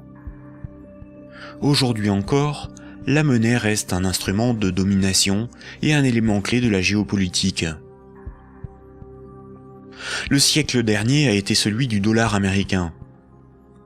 Le dollar américain est de loin la monnaie la plus répandue sur Terre. Le budget militaire américain est égal aux dépenses militaires de tous les autres pays réunis. Tous les ans, ce budget est voté par le Congrès et généreusement financé par la Banque fédérale américaine. Fondée en 1913, la Banque fédérale américaine est une banque privée et non une institution publique. La force militaire permet aux États-Unis d'assurer le statut de monnaie de réserve mondiale au dollar américain et de l'imposer dans le commerce international. Avant les attentats du 11 septembre 2001, les pays clés indépendants du système monétaire anglo-saxon étaient l'Afghanistan, l'Irak, le Soudan, la Libye, la Syrie, Cuba, la Corée du Nord, la Somalie et l'Iran. Les États-Unis et leurs alliés ont attaqué l'Afghanistan, l'Irak et la Libye. En Libye, une banque centrale opérationnelle a été créée par les soi-disant rebelles avant même que la guerre ne soit finie. Le colonel Kadhafi, Saddam Hussein et Kennedy ont en commun d'avoir défié la domination du dollar américain du cartel de banques privées qui dirige la Banque fédérale américaine. Aujourd'hui, les banques centrales sont indépendantes de tout pouvoir politique et sont coordonnées à l'échelle mondiale par la Banque des banques centrales, la BRI, Banque des règlements internationaux, située à Bâle en Suisse. Ce n'est pas une institution publique, elle n'a aucun mandat, ses membres ne sont pas élus, et pourtant c'est probablement le cœur du futur gouvernement mondial. L'application de la loi par les tribunaux, les forces de l'ordre, l'armée, sont comme des services assurés par les États à la corporation bancaire, qui contrôle aussi les plus grandes entreprises du monde. La propagande et la guerre permettent d'étendre la zone d'influence des monnaies, et donc le pouvoir de ceux qui en contrôlent la production. Sans la création monétaire par les banques commerciales privées, l'économie ne pourrait pas se développer, et le financement des États par les impôts et les taxes ne serait pas possible. Par cette dépendance, les intérêts de la corporation bancaire sont aussi ceux de la classe politique. Mayer Amschel Rothschild, célèbre banquier du XVIIe siècle, considéré comme le père de la finance internationale, a triomphalement déclaré ceci. « Donnez-moi le droit d'émettre et de contrôler l'argent d'une nation, et alors peu m'importe qui fait ses lois. » Est-ce vraiment le peuple qui a le pouvoir ? Démocratie veut dire le pouvoir au peuple. En grec, démos c'est le peuple et kratos c'est le pouvoir. Dans un état de droit, celui qui établit les lois a le pouvoir. En démocratie, c'est le peuple qui écrit et vote les lois. Une aristocratie, c'est le pouvoir au meilleur. En grec, aristos, c'est le meilleur, et kratos, c'est le pouvoir. En aristocratie, ce sont les meilleurs qui ont le pouvoir et établissent les lois. Une oligarchie, c'est le pouvoir à un petit nombre. Oligos, c'est un petit nombre. En oligarchie, c'est un petit nombre qui a le pouvoir. En France, nous sommes sous un régime dénommé gouvernement représentatif. Tous les 5 ans, on demande au peuple d'élire ses représentants parmi un groupe d'hommes politiques, dénommé classe politique. Les représentants écrivent et votent les lois, pas le peuple. Nous sommes donc dans une oligarchie. Historiquement, le terme de démocratie pour désigner le gouvernement représentatif a été employé dans les années 1830 pour tromper l'opinion publique et faire croire au peuple qu'il a le pouvoir. Ce mensonge perdure encore de nos jours. Si nous étions en démocratie, nous voterions nous-mêmes les lois, par des votations ou des référendums, et nous pourrions aussi en écrire, en proposer. En France, les représentants du peuple sont des politiciens de carrière, pour beaucoup fonctionnaires et issus de classes supérieures, âgés de 60 ans en moyenne. Ils ne sont en rien représentatifs du peuple français. Une fois les représentants élus parmi l'oligarchie de la classe politique, les électeurs n'ont aucun contrôle sur la politique menée et la législation établie. Les représentants votent selon leurs opinions, leurs intérêts, leur complicité ou leur carrière politique. Ils sont la cible de groupes d'intérêts qui influencent leur vote. Les textes de loi sont dans 9 cas sur 10 rédigés par de hauts fonctionnaires non élus. Donner le pouvoir à un groupe d'hommes issus d'une oligarchie, ce n'est pas avoir le pouvoir, c'est désigner ses maîtres. Les partis politiques, apparus dans les années 1840, étaient un moyen de canaliser l'insatisfaction des électeurs dans des oppositions et des conflits sans conséquences. Car si les lois étaient votées par le peuple, ce qui définit la démocratie, il n'y aurait pas de manifestations, pas de grèves, pas de mécontentement ou de troubles sociaux. Le peuple serait souverain. Durant la Révolution, les riches avaient bien plus à perdre que les pauvres. Voltaire, figure emblématique des Lumières, disait ceci: « Un pays bien organisé est celui où le petit nombre fait travailler le grand nombre, est nourri par lui, et le gouverne. » Si le pouvoir était donné au peuple, il aurait défendu ses intérêts propres au détriment de la minorité des riches, des notables et des banquiers. Écoutons le philosophe Alain Badiou parler de la démocratie actuelle. Voyez-vous, Alain Badiou, c'est ce que nous avons trouvé de moins mauvais pour choisir nos dirigeants. Oh, la théorie du moins mauvais, ça, vous savez, la théorie du moins mauvais ne peut pas impressionner le philosophe que je suis. Hein. Elle a beaucoup servi pour justifier le moins pire par rapport au plus pire, par exemple.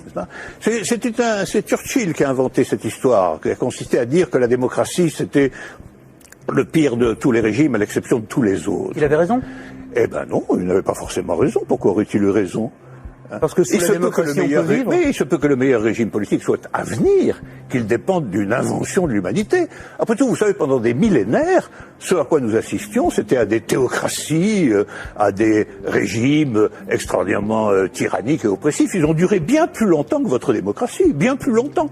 Donc cette démocratie, c'est peut-être tout simplement une sorte de petit intervalle dans l'histoire. Surtout que elle ne marche que là où le capitalisme est déchaîné. Hein. Ça, c'est un fait. Hein. Le régime parlementaire démocratique, je le constate, c'est un fait. Il n'existe comme régime installé, consensuel, conséquent, que là où l'économie capitaliste s'est développée. Et quand l'économie capitaliste commence à flancher, ce type de représentation politique se sent aussi un peu malade, n'est-ce pas ? C'est là où on en vient au cœur de votre pensée. Un tout petit moment d'explication. Vous êtes, Alain Badiou, un de ceux qui avaient revendiqué le mot communisme, alors même que les régimes communistes ou étiquetés communistes étaient effondrés. Vous aspirez à un régime politique qui serait placé sous le signe de l'égalité. Tout votre livre, toute la République de Platon, tourne autour de cette idée. La cité idéale, c'est la cité de l'égalité, la cité de l'idée juste, donc du communisme. Et quand vous nous dites, pour moi, le capitalisme, c'est l'équivalent de la démocratie, là est la racine de votre rejet de la démocratie, je ne vous trahis pas. De cette démocratie-là, parce que je n'accepterai pas de dire que je rejette la démocratie. Vous avez parlé tout à l'heure d'une illusion démocratique, mais la démocratie que nous connaissons aujourd'hui, c'est elle qui est l'illusion démocratique. Parce que personne, dans le débat politique français ou étranger, dans les pays démocratiques, ne veut abolir le capitalisme, c'est ça le sujet. C'est pas exactement ça. c'est un petit peu plus précis. C'est parce que les différents gestionnaires possibles de notre société sont des gens qui, de toute façon, admettent pour l'essentiel l'ordre établi. Ça, il faut en convenir. D'ailleurs, s'ils n'admettaient pas les uns et les autres l'ordre établi, ils n'accepteraient pas de se succéder comme ils le font. Il faut bien que tel candidat ne soit pas extraordinairement différent de tel autre pour qu'il puisse alterner le mouvement des affaires restant à peu près le même, après tout. Donc il y a un consensus fondamental qui fonde ce que vous appelez, vous, la démocratie, qui est une démocratie tout à fait normée, tout à fait particulière, et qui repose sur des acceptations fondamentales premières. Voilà. Et donc je soutiens que nous ne vivons pas du tout en démocratie. Nous vivons en réalité en oligarchie. Voilà. Nous sommes dominés par une oligarchie financière, politique et médiatique. Tout le monde le sait d'ailleurs. Tout le monde voit parfaitement qu'il faut absolument maintenir ce système pour maintenir le système politique lui-même. Qui gouverne dans la cité juste, dans la cité idéale? Eh bien, qui gouverne normalement dans la cité juste, dans la cité idéale, c'est précisément tout le monde. C'est la démocratie véritable. C'est-à-dire qu'il n'y a pas d'État séparé de l'ensemble des gens. Voilà. C'est ça la cité idéale. La cité idéale, c'est la grande idée communiste de Marx lui-même, qui est un peu oubliée, mais que je voudrais rappeler. C'est le dépérissement de l'État. C'est l'idée que l'existence d'une machine d'État oppressive, séparée, qui doit être perpétuellement validée par des élections, etc., c'est une affaire vieillie, c'est une affaire qu'il faut dépasser absolument, au nom de ce que Marx lui-même appelait un régime d'association. La capacité, pour tout le monde, de s'occuper de ses propres affaires. Ce qui est intéressant, et c'est là où, quand vous parliez de l'idée de Marx et de l'idée de l'association, vous êtes un fervent admirateur de ce qu'on appelait les révolutions arabes, fervent admirateur également de ce qu'on appelait le mouvement des indignés. Et ce qui est très intéressant, c'est que votre critique sur les révolutions arabes commence au moment où elle se transforme en processus démocratique électoral avec des élections. Oh ben c'est pas ma critique à moi, c'est d'abord la critique de tous ceux qui ont participé au mouvement dans les pays arabes. Ils ont été légèrement surpris et déconcertés par le résultat des élections. Mais le principe même des élections... Comme moi je l'ai été en mai 68. Eux aussi ils disent élections piège à con maintenant, maintenant qu'ils ont les partis islamistes dits modérés sur le dos. C'est comme si, après une révolution, une tempête révolutionnaire démocratique extraordinaire, on vous présentait un massif parti démocrate chrétien comme le vainqueur des élections. Ben vous seriez un peu étonné tout de même, C'est bien la preuve qu'il y a deux sens du mot démocratie qui ne sont pas du tout homogènes. Sauf que la revendication, Alain Badiou, la revendication du peuple contre les dictateurs, c'était de pouvoir voter. Bon, ça, la revendication du peuple contre les dictateurs, c'était que les dictateurs s'en aillent. Mais ça, c'était leur revendication unanime. Sur la question du vote, il y a eu d'innombrables débats. Comment, quand, dans quelles conditions? Ces débats ont souvent été tranchés par des autorités extérieures au mouvement populaire lui-même. En Égypte, par exemple, ils ont été largement tranchés par l'armée. Autant dire par ce qui restait du régime d'avant. Parce que la révolution a été volée par l'armée. Mais les Tunisiens, par exemple... Le gouvernement représentatif, en ne donnant aucun pouvoir aux pauvres, aux ouvriers et aux paysans, garantit la protection des intérêts des plus puissants et des plus riches. Aujourd'hui encore, le citoyen n'est qu'un électeur, un emprunteur et un consommateur. Il est informé par des médias inféodés aux grands groupes financiers et industriels dont ils sont pour la plupart la propriété. Le vote des lois par les citoyens, le référendum d'initiative populaire, ou la mise en place d'un parlement tiré au sort dans la population comme le sont les jurys populaires, qui sont des évolutions démocratiques élémentaires, sont systématiquement dénigrés dans les médias. L'Union européenne est une organisation soutenue à l'origine par les élites américaines pour éviter l'apparition d'une puissance concurrente en Europe de l'Ouest. Elle est néolibérale et structurellement antidémocratique. Si les peuples européens écrivaient et votaient eux-mêmes les lois de l'Union, Bruxelles ne serait pas la seconde place de lobbying après Washington. L'Union européenne est le royaume de Goldman Sachs et de la haute finance, dont les hommes se retrouvent à la tête de nombreuses institutions et même de certains États. Et nombreuses sont les carrières politiques se prolongeant dans le privé, au service des lobbies ou dans les grandes entreprises. Ce que nous appelons des euros, ce qui est sur notre compte en banque, ce ne sont pas des euros, mais une dette en euros. Ce que nous appelons crédit, prêt ou emprunt, ce n'est qu'une création de monnaie temporaire. Ce que nous appelons démocratie n'est pas une démocratie, mais une oligarchie. Ce que nous appelons un citoyen n'est rien d'autre qu'un électeur. Ces manipulations du langage empêchent les intellectuels, les politiciens, les journalistes et les électeurs de penser le monde. Elles dissimulent avec habileté le pouvoir sans égal des corporations, de la finance et du secteur bancaire.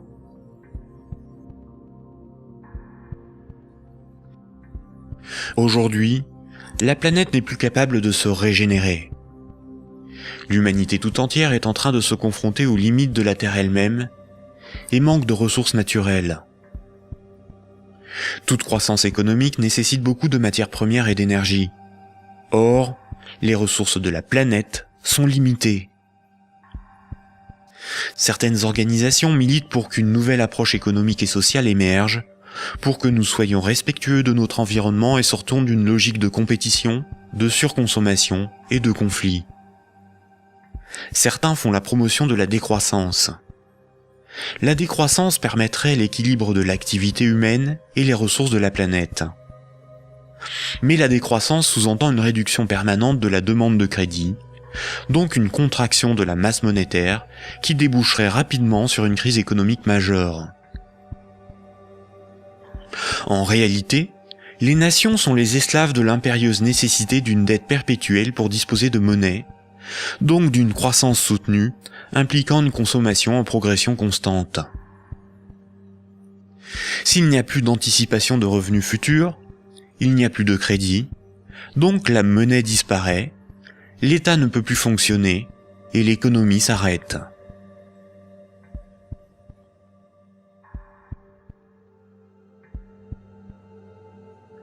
La monnaie en circulation est créée par les banques contre intérêt lorsqu'elles accordent des crédits et détruite lors du remboursement des crédits. Ce cycle monétaire garantit aux banques une rente perpétuelle.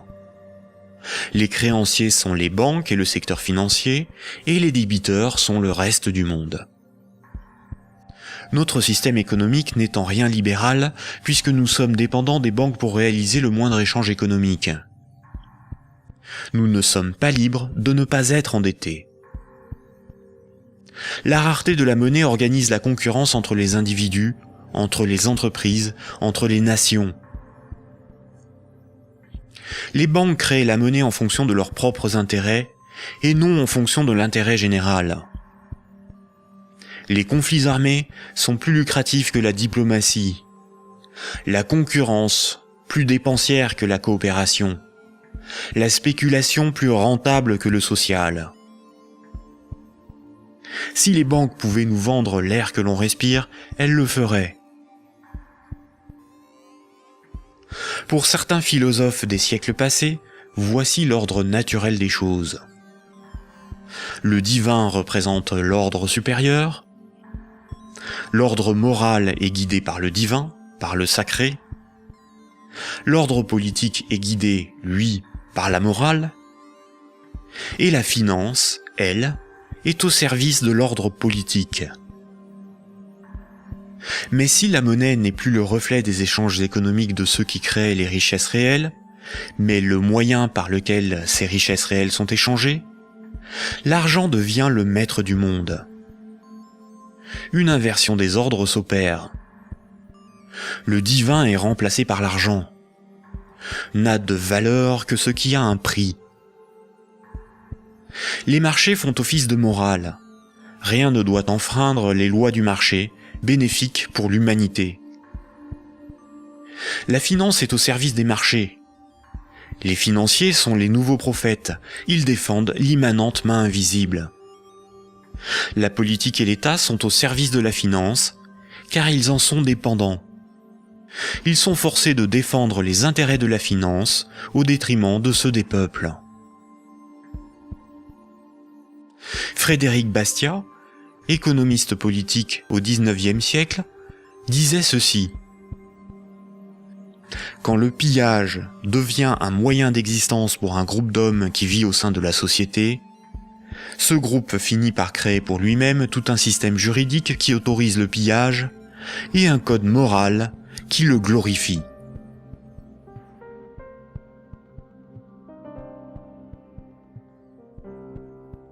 Récapitulons. Voici les points importants qu'il faut retenir. Avant l'invention de la monnaie, les systèmes de comptabilité des dettes permettaient aux hommes d'échanger librement des biens et des services. Il était simplement noté ce qui était donné ou les services rendus, à qui et quand, de sorte à s'assurer que chacun donnait autant qu'il recevait. Les hommes se faisaient confiance, c'est ce qui leur permettait de se faire crédit. C'est environ 700 ans avant Jésus-Christ que la monnaie a été créée comme un outil de domination au service de souverains ou d'États. Le souverain payait ses soldats avec une monnaie qu'il fabriquait lui-même. Les soldats forçaient les paysans à accepter cette monnaie comme paiement. Le souverain s'assurait que personne d'autre ne produisait cette monnaie. Les faux monnayeurs étaient sévèrement punis.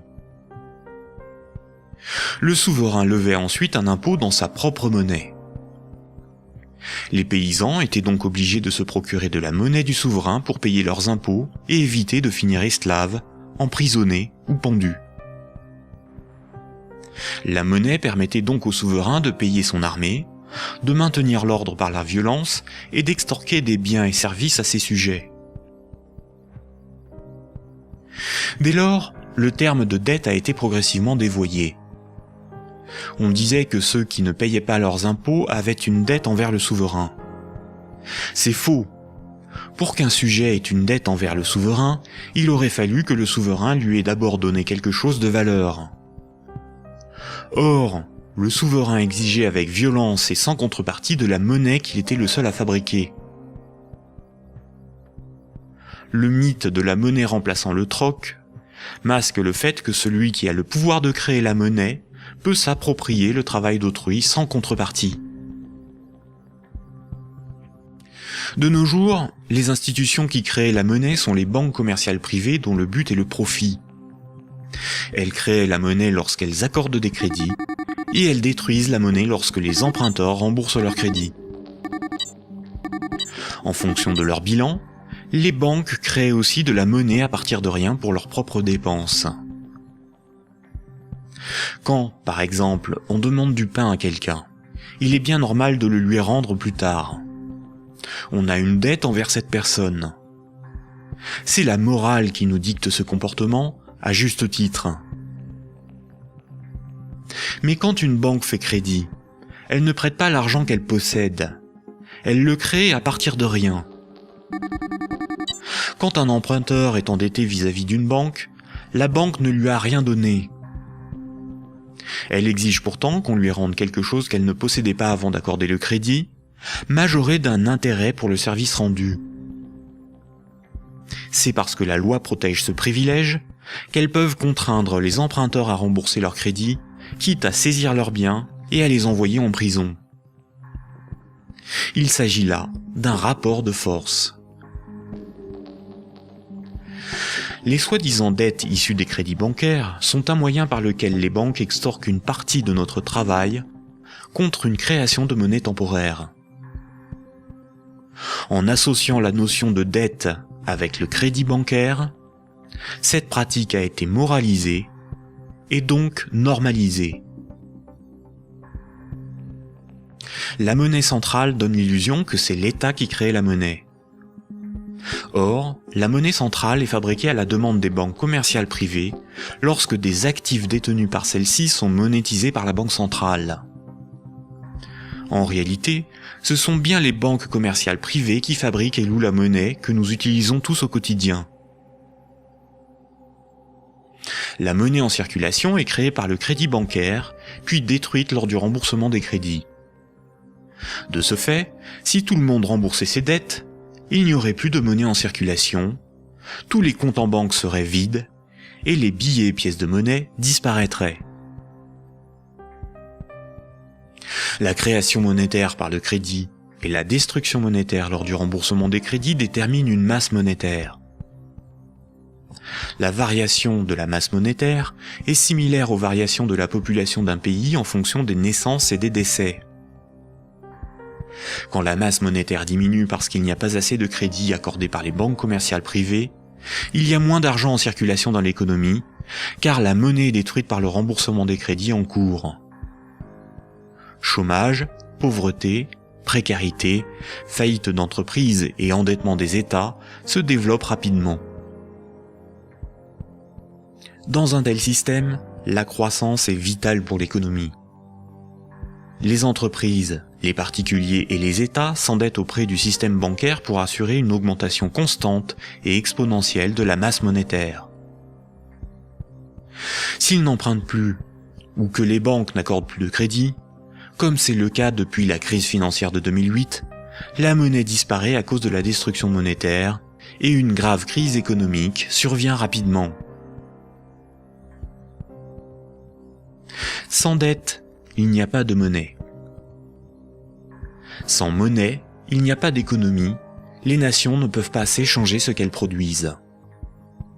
Donc sans dette, il n'y a pas d'économie. Ce système oblige l'ensemble de la société, des États, des nations, à être perpétuellement endettés et donc à enrichir les banquiers et la finance simplement pour disposer de monnaie pour leurs échanges économiques. C'est par ce principe que le système bancaire a servi le monde économique à son profit, sans contrepartie productive. Chaque crédit sert à acheter une maison, une voiture, une télévision, et induit la consommation d'énergie et de matières premières pour leur fabrication. La nécessité de toujours plus de crédit provoque la destruction de l'environnement, le pillage des ressources de la planète, la surproduction, la concurrence et le consumérisme.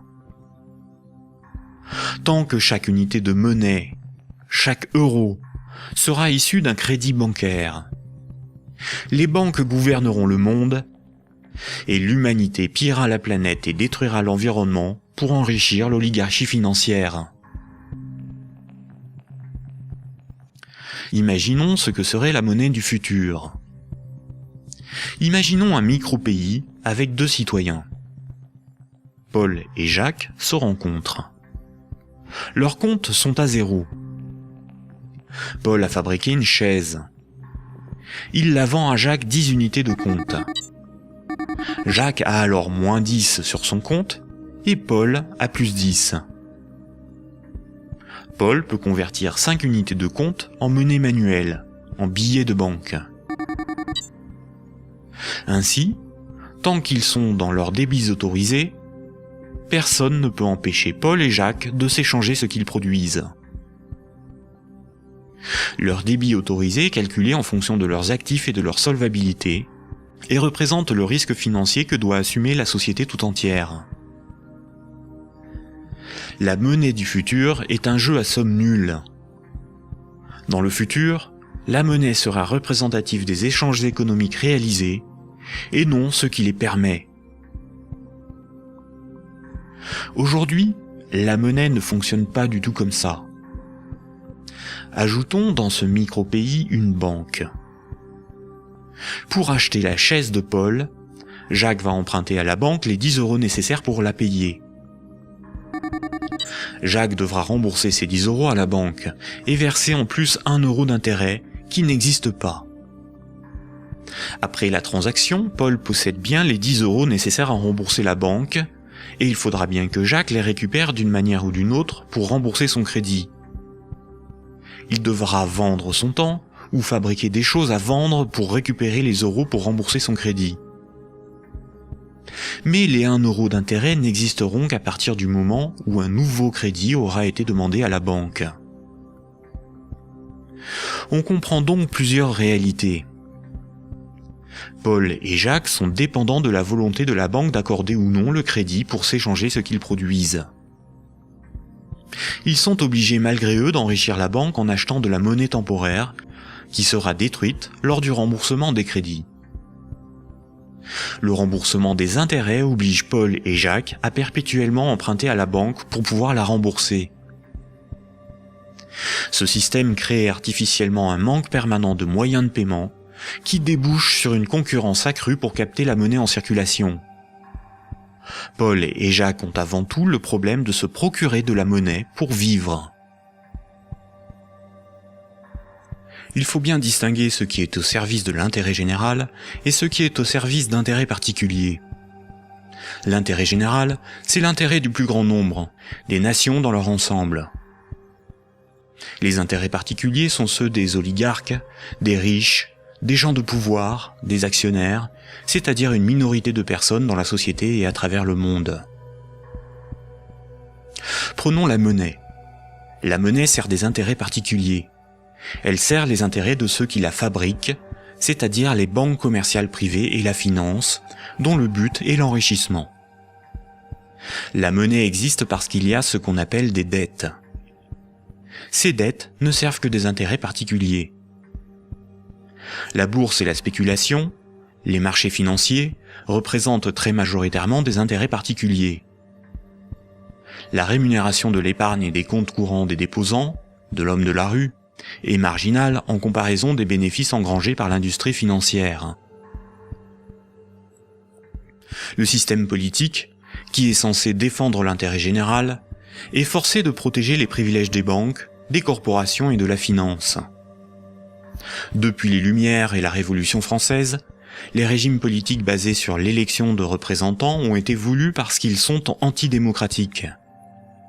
Ils permettent de défendre les intérêts de la classe supérieure et des élites par l'établissement de collusions toujours plus fortes entre la classe politique et les oligarchies financières et capitalistiques dont ils sont dépendants. La guerre est souvent financée par les riches et les banquiers. Seules des révolutions, des rébellions ou des révoltes se veulent véritablement au service de ceux qui les mènent. Les guerres, elles, ne servent que rarement l'intérêt général. La science, l'environnement, la santé, l'éducation, le progrès technique sont au service de l'intérêt général. En réalité, avec la privatisation de l'ensemble de ces domaines, ils sont de plus en plus au service d'intérêts particuliers afin d'en tirer le maximum de profit. La généralisation de l'économie de marché s'accompagne d'une concentration des richesses telle qu'à l'échelle mondiale, les 85 personnes les plus riches ont autant que les 3,5 milliards les plus pauvres. Et ces disparités ne cessent aussi de s'accroître dans les pays développés. La majorité productive s'appauvrit quand une minorité financière et capitalistique s'enrichit. Les riches n'ont jamais été aussi riches. Comment en est-on arrivé à une telle situation ? Pourquoi n'y a-t-il pas de mobilisation ou de révolte contre le capitalisme et la finance déchaînée qui ne cessent de dicter leurs lois aux nations ? La dictature parfaite serait une dictature qui aurait les apparences de la démocratie, une prison sans murs dont les prisonniers ne songeraient pas à s'évader.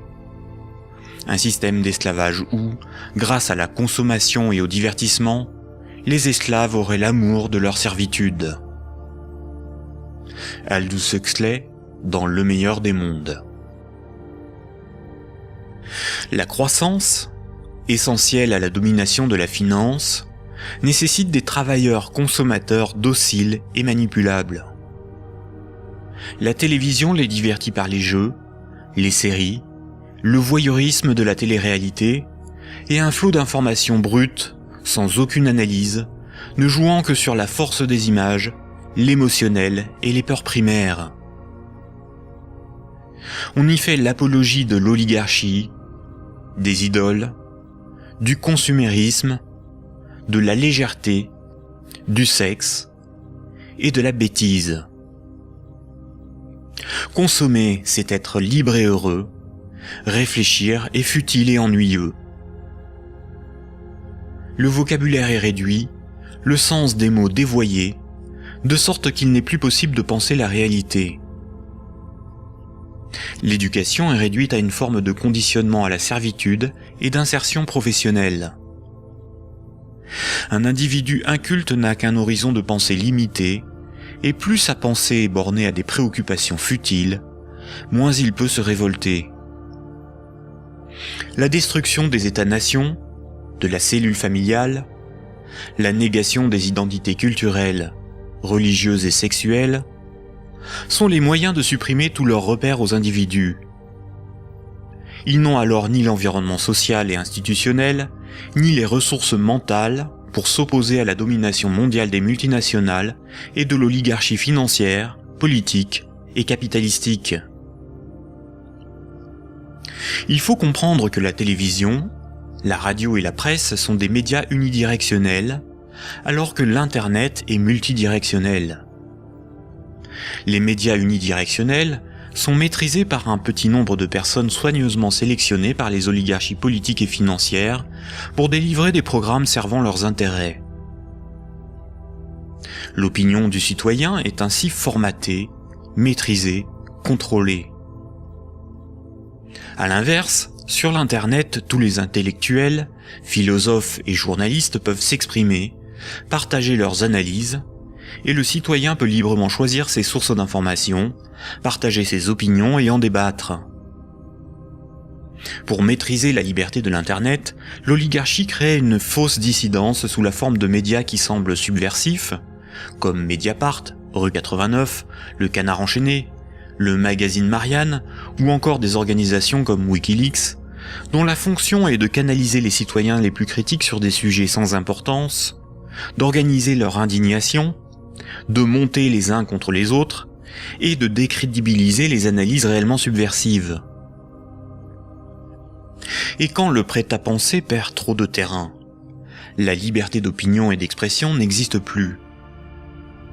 L'Internet tout entier est diabolisé au nom de la démocratie, de la République, ou encore de la lutte contre un terrorisme fictif ou fabriqué. Les grands médias qualifient de racistes, de terroristes, de fascistes, de xénophobes, d'antisémites, de négationnistes, de conspirationnistes ceux qui analysent les faits, critiquent le système et tentent d'en exposer les fondements. Ces grossiers amalgames visent à empêcher le public d'écouter leurs discours, d'étudier leurs arguments et de débattre de leurs idées. Tout comme ce sont les banques qui décident ce qui doit être financé en fonction de leurs intérêts, dans les médias dominants, c'est l'oligarchie qui décide l'information qui doit être diffusée en fonction là aussi de ses propres intérêts. Le contrôle du vecteur soit de la richesse, c'est-à-dire la monnaie, soit de la connaissance et des idées, c'est-à-dire les médias, soit encore du système législatif, c'est-à-dire le gouvernement représentatif non démocratique, sont les instruments de la domination des oligarchies. Dès lors, il ne faut pas tomber dans la provocation, l'extrémisme ou la violence. La violence et la provocation sont ce que le système attend pour justifier la censure, le contrôle d'Internet et la mise en place d'un État policier. Il ne faut pas non plus dépenser son énergie sur des détails. Il faut au contraire remettre en cause les fondamentaux sur lesquels repose ce système de domination. Tous les mouvements progressistes, sociaux ou alternatifs, quelle que soit leur forme, associations, partis politiques, ONG, et quelle que soit leur cause, devraient faire la promotion de 3 changements décisifs pour le monde de demain. Premier point. Remettre la création monétaire au service de l'intérêt général. Tant que ce sont les banques qui décident ce qui mérite d'être ou de ne pas être financé en fonction de leurs propres intérêts, le pouvoir politique et le libéralisme ne sont qu'illusions. Les banques ne sont pas là pour faire du social ou de l'investissement. Elles sont là pour faire des profits en prenant le moins de risques possible. Deuxième point. La création monétaire par le crédit à intérêt et la destruction monétaire lors du remboursement des crédits forment un système pyramidal obligeant l'humanité à détruire la planète pour le seul profit de la finance. Nous devons mettre en place un système monétaire permettant d'adapter notre niveau de vie aux ressources de la planète et garantir ainsi un environnement viable aux générations futures. Troisième point, instaurer un système politique réellement démocratique. Seule une véritable démocratie permettra de garantir que les 2 premiers points sont durablement défendus. Contrairement à ce que les élites veulent nous faire croire, des peuples éclairés sont tout à fait à même d'établir une politique qui défend leurs propres intérêts et les intérêts des générations futures. Ces 3 points sont intimement liés. Sans une monnaie réellement publique, le lobby bancaire aura toujours la capacité de faire plier les gouvernements et changer les institutions. Un régime réellement démocratique, où c'est le peuple qui vote lui-même les lois, permet à la nation de s'opposer à toute privatisation de la monnaie et est la garante du maintien de la finance au service de l'intérêt général. Une création monétaire publique et l'instauration d'une véritable démocratie sont indissociables, car l'un est le garant de l'autre. Voici quelques mouvements citoyens dont les propositions permettraient des évolutions majeures de la société. La monnaie permanente, le 100% monnaie ou smart. La monnaie permanente s'oppose à la monnaie d'endettement. Elle remplace la création monétaire privée. Elle permettrait la mise en place d'une politique réellement écologique et sociale. Accompagnée d'une véritable démocratie, elle rend leur souveraineté monétaire aux nations. Les systèmes d'échange locaux. Les CEL sont similaires au système de comptabilité des dettes sans monnaie de l'Antiquité. Ils sont totalement indépendants de l'euro, contrairement aux monnaies locales ou complémentaires. Si une monnaie locale ou complémentaire est créée en échange d'euros donnés à l'organisation qui les gère, elle ne provoque qu'un protectionnisme marchand à petite échelle. Le revenu de base est le dividende universel. Tout en bouleversant les rapports sociaux, il impose de repenser la notion de travail, de justice, et induit une refonte du système monétaire pour être appliquée à grande échelle. Le tirage au sort. Un parlement non élu, mais tiré au sort dans la population est un système par nature démocratique, incorruptible et parfaitement représentatif. Il s'inspire de la démocratie athénienne et des jurys populaires, évite les dérives électoralistes et institue l'impuissance des lobbies. La démocratie directe. Il s'agit de faire voter les lois par référendum. La Suisse, par exemple, par ses votations et son référendum d'initiative populaire contraignant, est très proche d'une démocratie directe. À nous de sensibiliser nos proches, nos concitoyens, nos décideurs, nos élites, sur les fondements du monde d'aujourd'hui, et de faire la promotion de ces alternatives économiques, financières et politiques essentielles au monde de demain.